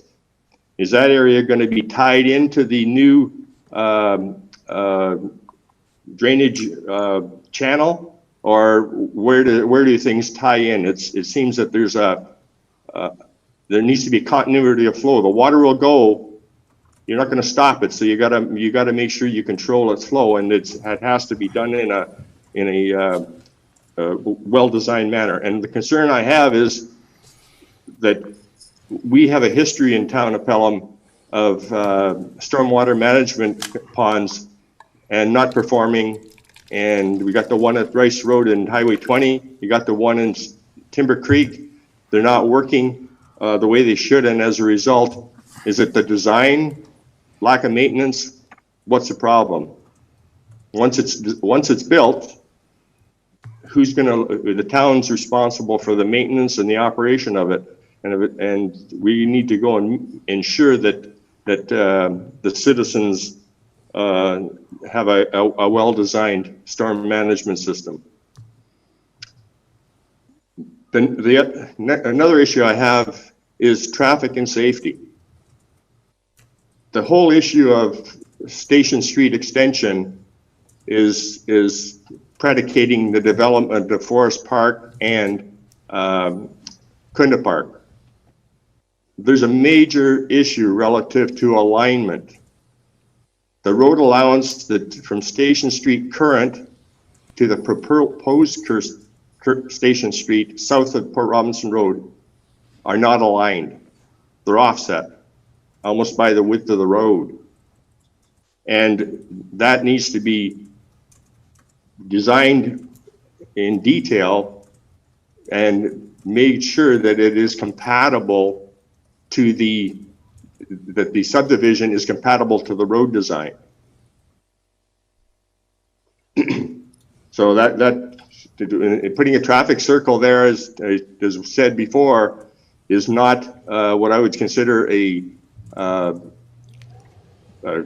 neighborhood design that is going to be safe nor functional because of school buses, truck traffic, just the pedestrian and traffic safety in that area.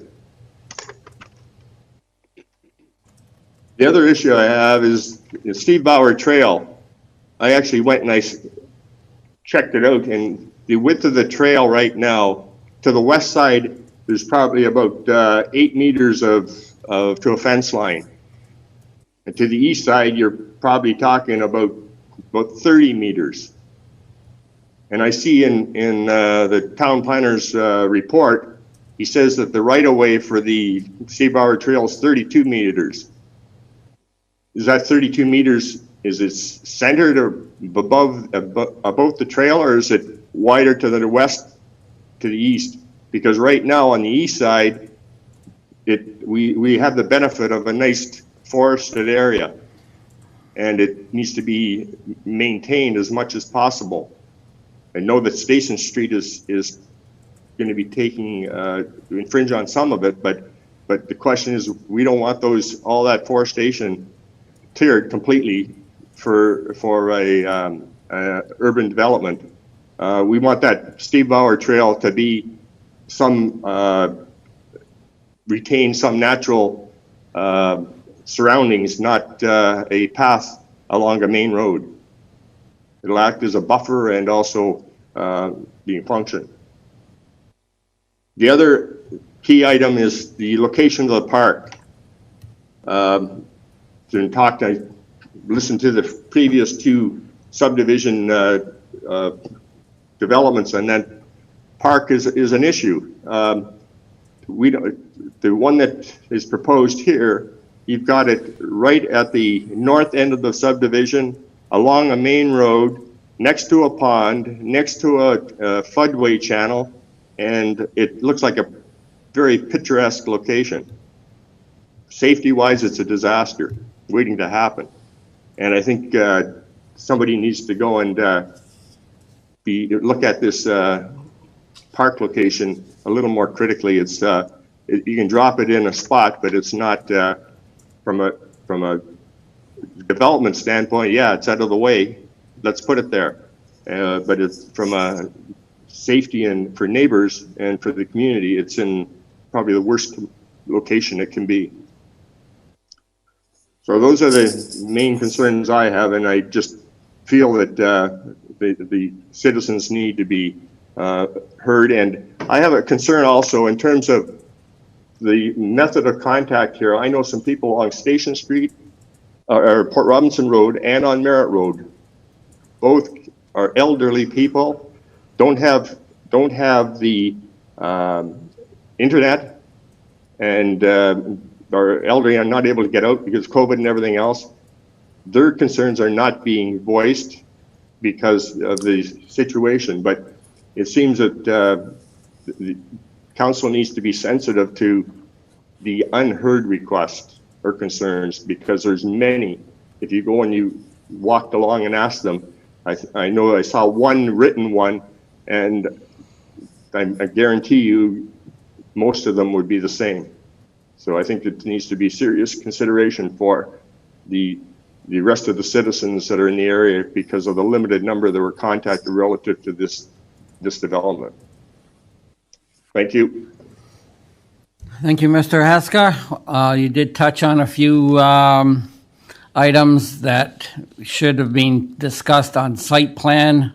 The drainage on this development has not, it's just preliminary. It has a lot of work to be done on it yet. Those concerns are to be addressed when the site plan comes back to council. Anyway, thank you for your concerns, and I'll turn to the clerk. Through you, Mr. Mayor, thank you. We do have one last pre-registered member of the public, and that is Magdalena. We're just bringing her in now. Magdalena, if you would like to unmute yourself, you're just muted.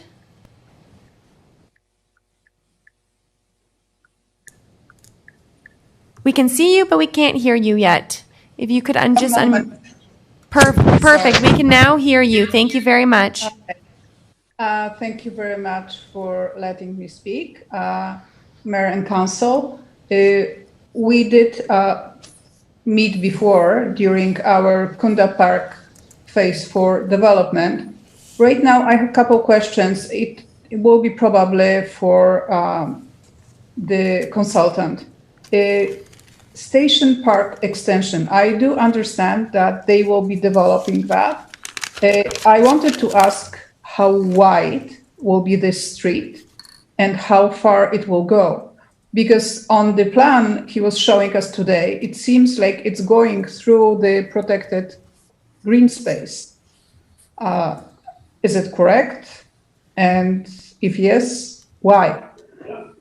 Second question would be how much of the green belt on the east side of Steve Bauer Trail will be cut down? We would like to know that. And I also noticed that Kunda Park Phase 4 was still included in the original form. I don't think they even took into consideration our questions and our comments we had during the meeting. I know it's probably too early for that yet, but if we are considering both subdivisions together, we would like to know that our comments are taken into account. That would be probably everything I would like to ask regarding Forest Park subdivision. Oh, one more question, sorry. Which order both of those subdivisions will be developed? Is Forest Park going first and then Kunda Park? And if yes, I would like to know the timeline. And this is last question is really for our council and the mayor. From all the three subdivisions we discussed today, it seemed like we are trying to chase the same view which towns like Mississauga, Brampton, or Hamilton have. The subdivision which is being developed on Summerside Street reminds me of downtown Hamilton, actually. Density, width of the streets. This is exactly what we are doing in Font Hill. Is this really the future we want to build in our town? That's all. Thank you. Okay, thank you for your presentation. I turn to the clerk. Through you, Mr. Mayor, thank you. I will just check the clerks at pelham.ca email to see if we have any comments emailed in live.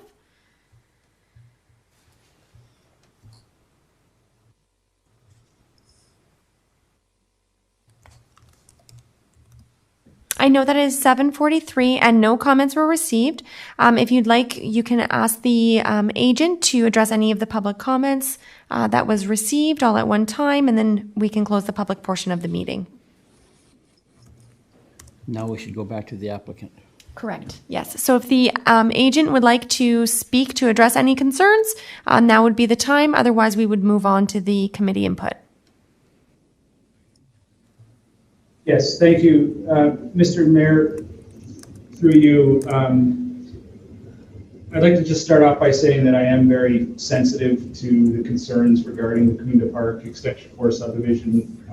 As you're aware, I'm the applicant for both that subdivision and this one, and I represent the property owner who owns both of those subdivisions. So I am sensitive to the concerns, and I am going to work with town staff to make sure that they're addressed and properly communicated through subsequent recommendation reports on the Kunda Park Extension 4 subdivision. But out of fairness to the application at hand this evening, which is the Forest Park application, I'm going to confine my responses to the questions that were raised that are relevant to that subdivision. So I'm going to leave out answers to inquiries I've heard in the past regarding zoning, the differences between R1 and R2, and drainage over the Kunda Park subdivision land.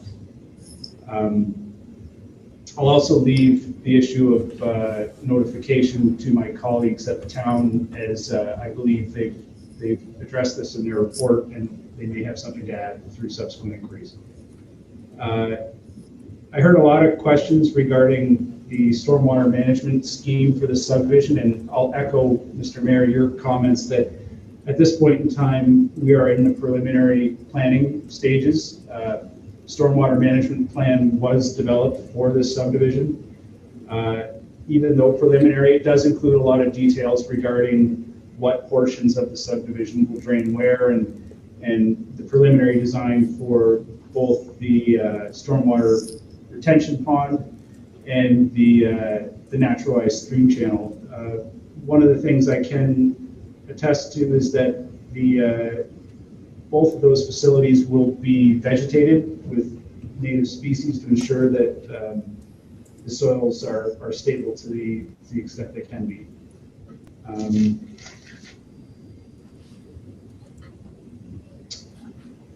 The last presenter had some very specific questions for me.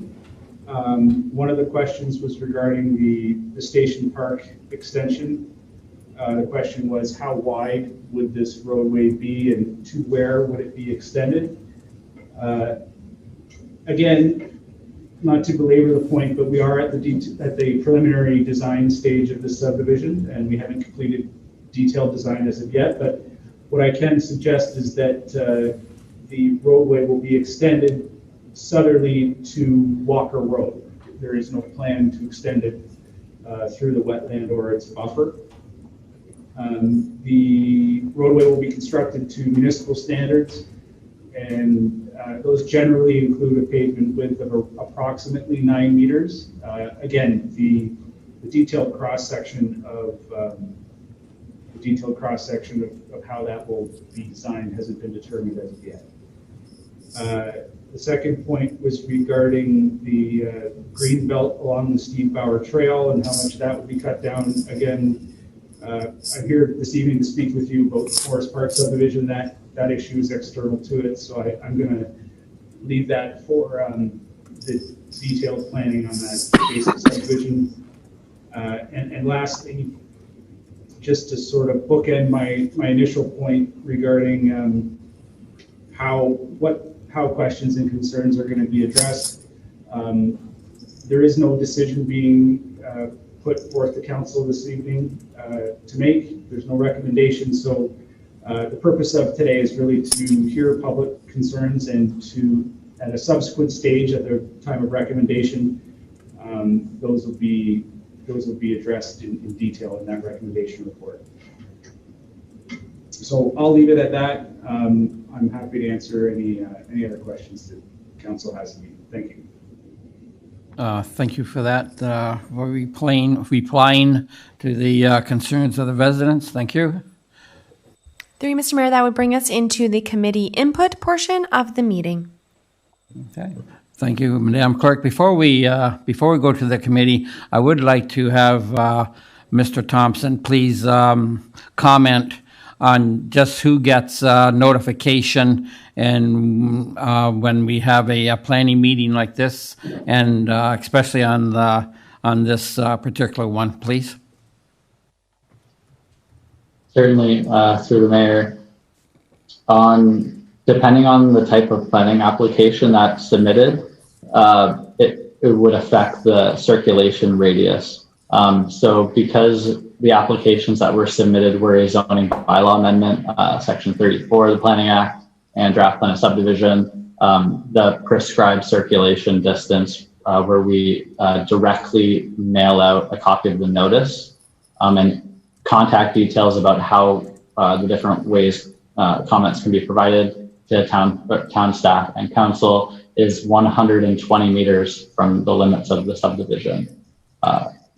Town staff also have started posting the planning applications on the town's website just for convenience. It's not actually something that's statutorily required in the Planning Act. Okay, thank you for that. Okay, then we now turn to committee. Any questions, comments on to the presenter or to town staff? Councilor Hildebrand. Thank you, Mr. Mayor. The question I have is, the biggest concern is, why is Station Street defined as a municipal street versus being a subdivision road similarly defined to Road A in Saffron Meadows? Because this street basically is designed to service Kunda Park and Forest Park. So I consider that road a subdivision street, a subdivision responsibility, not a municipal responsibility. Perhaps we'll ask the Director of Planning, Ms. Weens. Thank you, Mr. Mayor. Through you. Station Street, that road allowance is owned by the town, and that's why it's referred to as a municipal street. It's not owned by the developer, that road allowance. And so it has been identified as a street that's needed to be developed in order to accommodate development. The developer will be constructing the street as he does the Forest Park subdivision, but it is land that is owned by the municipality. It's within the Station Street road allowance. Thank you. Councillor Hildebrand? Through you, Mr. Mayor. Basically, in the end, the town is going to be paying for this road. And it's really designed to access these subdivisions. I understand the road property is the town's. Certainly, there can be some shared expenses rather than them fronting the cost and then we just paying the costs in reverse at the end of this agreement. Ms. Weens? Mr. Mayor, through you, the town is collecting development charges from developers, and the road portion in the development charges includes the extension of Station Street. So because we are collecting development charges and have been and will continue to collect development charges, that is how the construction of Station Street will be funded, so that it is funded by development charges which pay for growth-related costs. It's not funded from the general tax base. Councillor Hildebrand? Thank you. Okay. Thank you for those questions, Councillor. Any other questions, comments? I see Councillor Wink. Yes, through you, Mr. Mayor. Just a comment, it's not a question or anything like that, but I do have concerns about the connectivity between Forest Park subdivision and Kunda Park. The two streets are going to be crossing Steve Bauer Trail. So I anticipate that there's going to be solutions as far as traffic calming and safety crossing that trail at the Walker Road and Street A. So in addition to that, we've got to obviously be concerned about sight lines with respect to the streets. And I know that's going to affect some of the forestation or cover of the trail that's a number of citizens have indicated to me that that's a concern. So just a comment. You know, I've got real concerns about the safety of traffic, particularly trucks crossing Steve Bauer Trail. Thank you for that. I'll ask the Director of Planning perhaps to comment on that. Ms. Weens? Thank you, Mr. Mayor. So as has been indicated, we don't have the detailed engineering design, and certainly those crossings are going to be integral and will be an important consideration. Absolutely, safety is something that would be taken into consideration. We have to make sure that it is safe. And yes, there will be, unfortunately, during construction, there will be periods of construction traffic crossing that trail. I can't say that there won't be. There will be, and so we will have to deal with that as we go through the construction of these lands. But also, you know, not to be flip, the construction is temporary, and it will last for a few months, and then, you know, it will subside. But there will definitely be construction traffic crossing the trail. There's no other way around that. Thank you, Ms. Weens. Any other comments, Councilor Wink?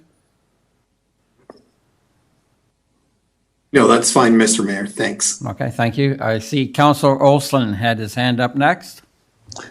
Through you, Mr. Mayor, the intersection of Station Street and Port Robinson, that looks to me to be a little bit awkward, as one of the presenters said. The roads are offset there. Is there any proposals to how to handle that, and also at the same time incorporate the parking that's at the end of the Steve Bauer Trail? And is there a possibility of that land owned by the owner, the additional land owned by owner? Is that a possibility for parking? I'll go back to the Director of Planning, Ms. Weens. Mr. Mayor, through you, we understand that that intersection is going to need some very careful design work, and the applicant and his designers are also aware of that. There has been just some preliminary discussions about what that intersection might look like. Because it is offset, it's not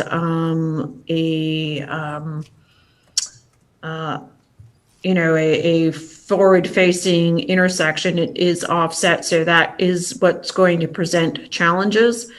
And so when we get to that detailed design stage, we will be working with the design engineers to figure that out. We've also talked with them about the parking at the trailhead on Station Street and the need to maintain parking there. So if part of those lands are needed for the intersection, then they are certainly well aware that the parking needs to be provided elsewhere, and we'll have to figure that out. So at this time, I cannot say for certain whether or not that parking will be impacted, but we know that we need to have some parking at that trailhead, and we need to maintain at least those same number of spaces. So those are things that we will definitely work with as we see and work through the detailed engineering design. And then once we have all of the detailed engineering design, that all comes back to council. Thank you, Ms. Weens. Mr. Councilor Olson, any more? No, through you, Mr. Mayor, the only other observation I would make is that's a very busy spot there. And I think we probably need a little bit more parking, but that's an observation. Thank you. Okay. Thank you, Mr. Olson, or Councilor Olson, and Councilor Hahn. Through the mayor, yes, a few observations I'm making as well, and similar to what Councilor Olson just mentioned. I don't know if a light could be used there instead of a roundabout. Obviously, we've got issues, and I hear from residents all the time with regards to speed issues, controlling speed and safety on Port Robinson Road. So I realize we're a little premature here, but just a way to really have traffic come to a stop or near stop if it's a roundabout. And also too, with the children going to and from school, people crossing the trail, roundabouts aren't very practical to cross, as well as school buses traversing over, and large trucks traversing over roundabouts is often difficult. So there's that. With regards to the Station Street road allowance as well, again, recognizing it's premature and there's lots of work to be done. It was mentioned at some point that 9 meters wide is kind of the standard municipal road width. I would like to see it wider, and in fact, it would be nice as well to consider the fact that, again, parking on both sides, because you're going to have people using the trail, people using that park that's going to be in there. So there's going to be, I can foresee a lot of need for parking. So if there's going to be parking on either side of the road, again, having the road wide enough to allow safely for parking, for a bike lane, for 2 vehicles to pass without having to, go through that stop and go kind of pattern to navigate their way down the road. Keeping that in mind, as well as Councillor Wink had mentioned too, the crossings, the 2 crossings over Steve Bauer Trail that take you from Kunda into Forest Park and vice versa. Just again, people using the trail, I can foresee people have got their headphones on, they're enjoying the trail. Just having flashing lights even would help. And again, a proper traffic engineer would be able to address these kinds of issues. Flashing lights for both the pedestrians using the trail, and also to, of course, the vehicles crossing, just to alert that there are pedestrians that are going to be crossing, to ensure a safer crossing for all. And also to the mention about the open ditch, I did read that as well, the open ditch for stormwater, and just concern there too, because if there's any open ditch, stagnant water, we know not only does it smell, and I hear from residents when there's the hot summer days that are in the Timber Creek area, not only do they have to go inside and can't enjoy their backyards, but also too, they have real issues with mosquitoes and such. So with West Nile and things like that, we need to keep that in mind, I think, as well. So, and the last question is, and just so I know this was asked, but in general, if our Director of Planning can just speak to the difference between R1 and R2, just so we can get that out there, because I know there's a lot of residents that want to know what that clarification is, the distinction between the two are. So if you could provide that, that'd be great. Thank you. Ms. Thank you. Yes, thank you, Mr. Mayor, through you. R1 and R2 are 2 zone categories in our zoning bylaw. They both only permit single detached dwellings. And the R1, your lot frontage, I believe, is 18 meters, and in the R2, your lot frontage is 15 meters. So the lots in the R2 are somewhat smaller than the R1 lots. Thank you. Any other comments, Councillor Hahn? No? Okay, thank you. Any other I see Councillor Stewart. Yes, thank you. Through you, Mr. Mayor. I'm back to parking. I'm wondering what the number of parking spaces per housing unit will be, and if there will be any additional parking, particularly in the area of the townhouses. The consultant from Upper Canada, would you like to address that? Yes, thank you, Mr. Mayor. Through you, Councillor Stewart. There will be a minimum of 1 parking space in the driveway for each dwelling unit in the subdivision, as well as 1 parking space in a garage for each dwelling unit in the subdivision. There will be provision made for parking on the streets. This is a large subdivision. There's a variety of different cross sections of street that provide a variety of different opportunities for on-street parking here. Again, exactly where that parking will be provided comes at a later date through detailed design, but I can confirm to you that within the street townhouse and single detached dwellings, There will be at least 2 parking spaces on site and also provision made on the streets for on-street parking in a form that'll be determined at a later date. The rest, the multifamily block, the configuration of that parking will be determined through a subsequent process of site plan approval as well. So that's my answer for now. Thank you. Councillor Stewart? Yes, thank you. I have one more. Again, it's an issue with the secondary units. I don't believe that a whole neighborhood should just have like a blanket permission for as it's developed and homeowners move in. I think they should be able to apply individually for that designation, but I'm to just blanketing a whole area with that. Thank you. Okay, thank you, Councillor. Any other questions, comments, either to town staff or to the presenter? Not seeing any, I will return to the clerk. Through you, Mr. Mayor, thank you. That brings us to the presentation of resolutions.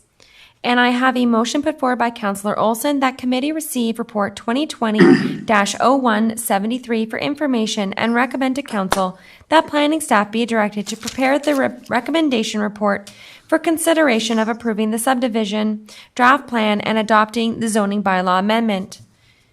If there's discussion, seeing none, I'll call for the vote.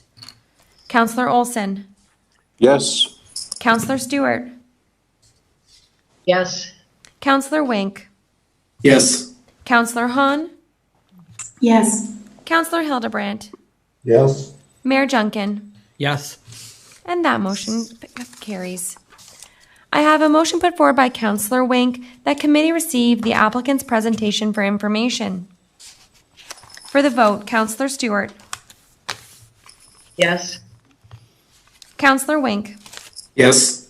Councillor Hahn. Yes. Councillor Hildebrandt. Yes. Councillor Olson. Yes. Mayor Junkin. Yes. And that motion carries. I have a motion put forward by Councillor Hildebrandt that committee receive the written correspondence as listed on the agenda, and that committee receive the verbal presentations made by the public listed on the agenda, and that committee receive any email comments received during the public portion of the meeting at the clerks@pelham.ca email address. For the vote, I have Councillor Wink. Yes. Councillor Hahn. Yes. Councillor Hildebrandt. Yes. Councillor Olson. Yes. Councillor Stewart. Yes. Mayor Junkin. Yes. That motion is carried. Mr. Mayor, that does bring us to the adjournment, and I do have a motion put forth by Councillor Hahn that this special committee of the whole public meeting under the Planning Act be adjourned. Unless there's discussion? Not seeing any. Not seeing any. For the vote, Councillor Hahn. Yes. Councillor Hildebrandt. Yes. Councillor Olson. Yes. Councillor Stewart. Councillor Stewart? Oops. Oh, I think she might be... Councillor Stewart?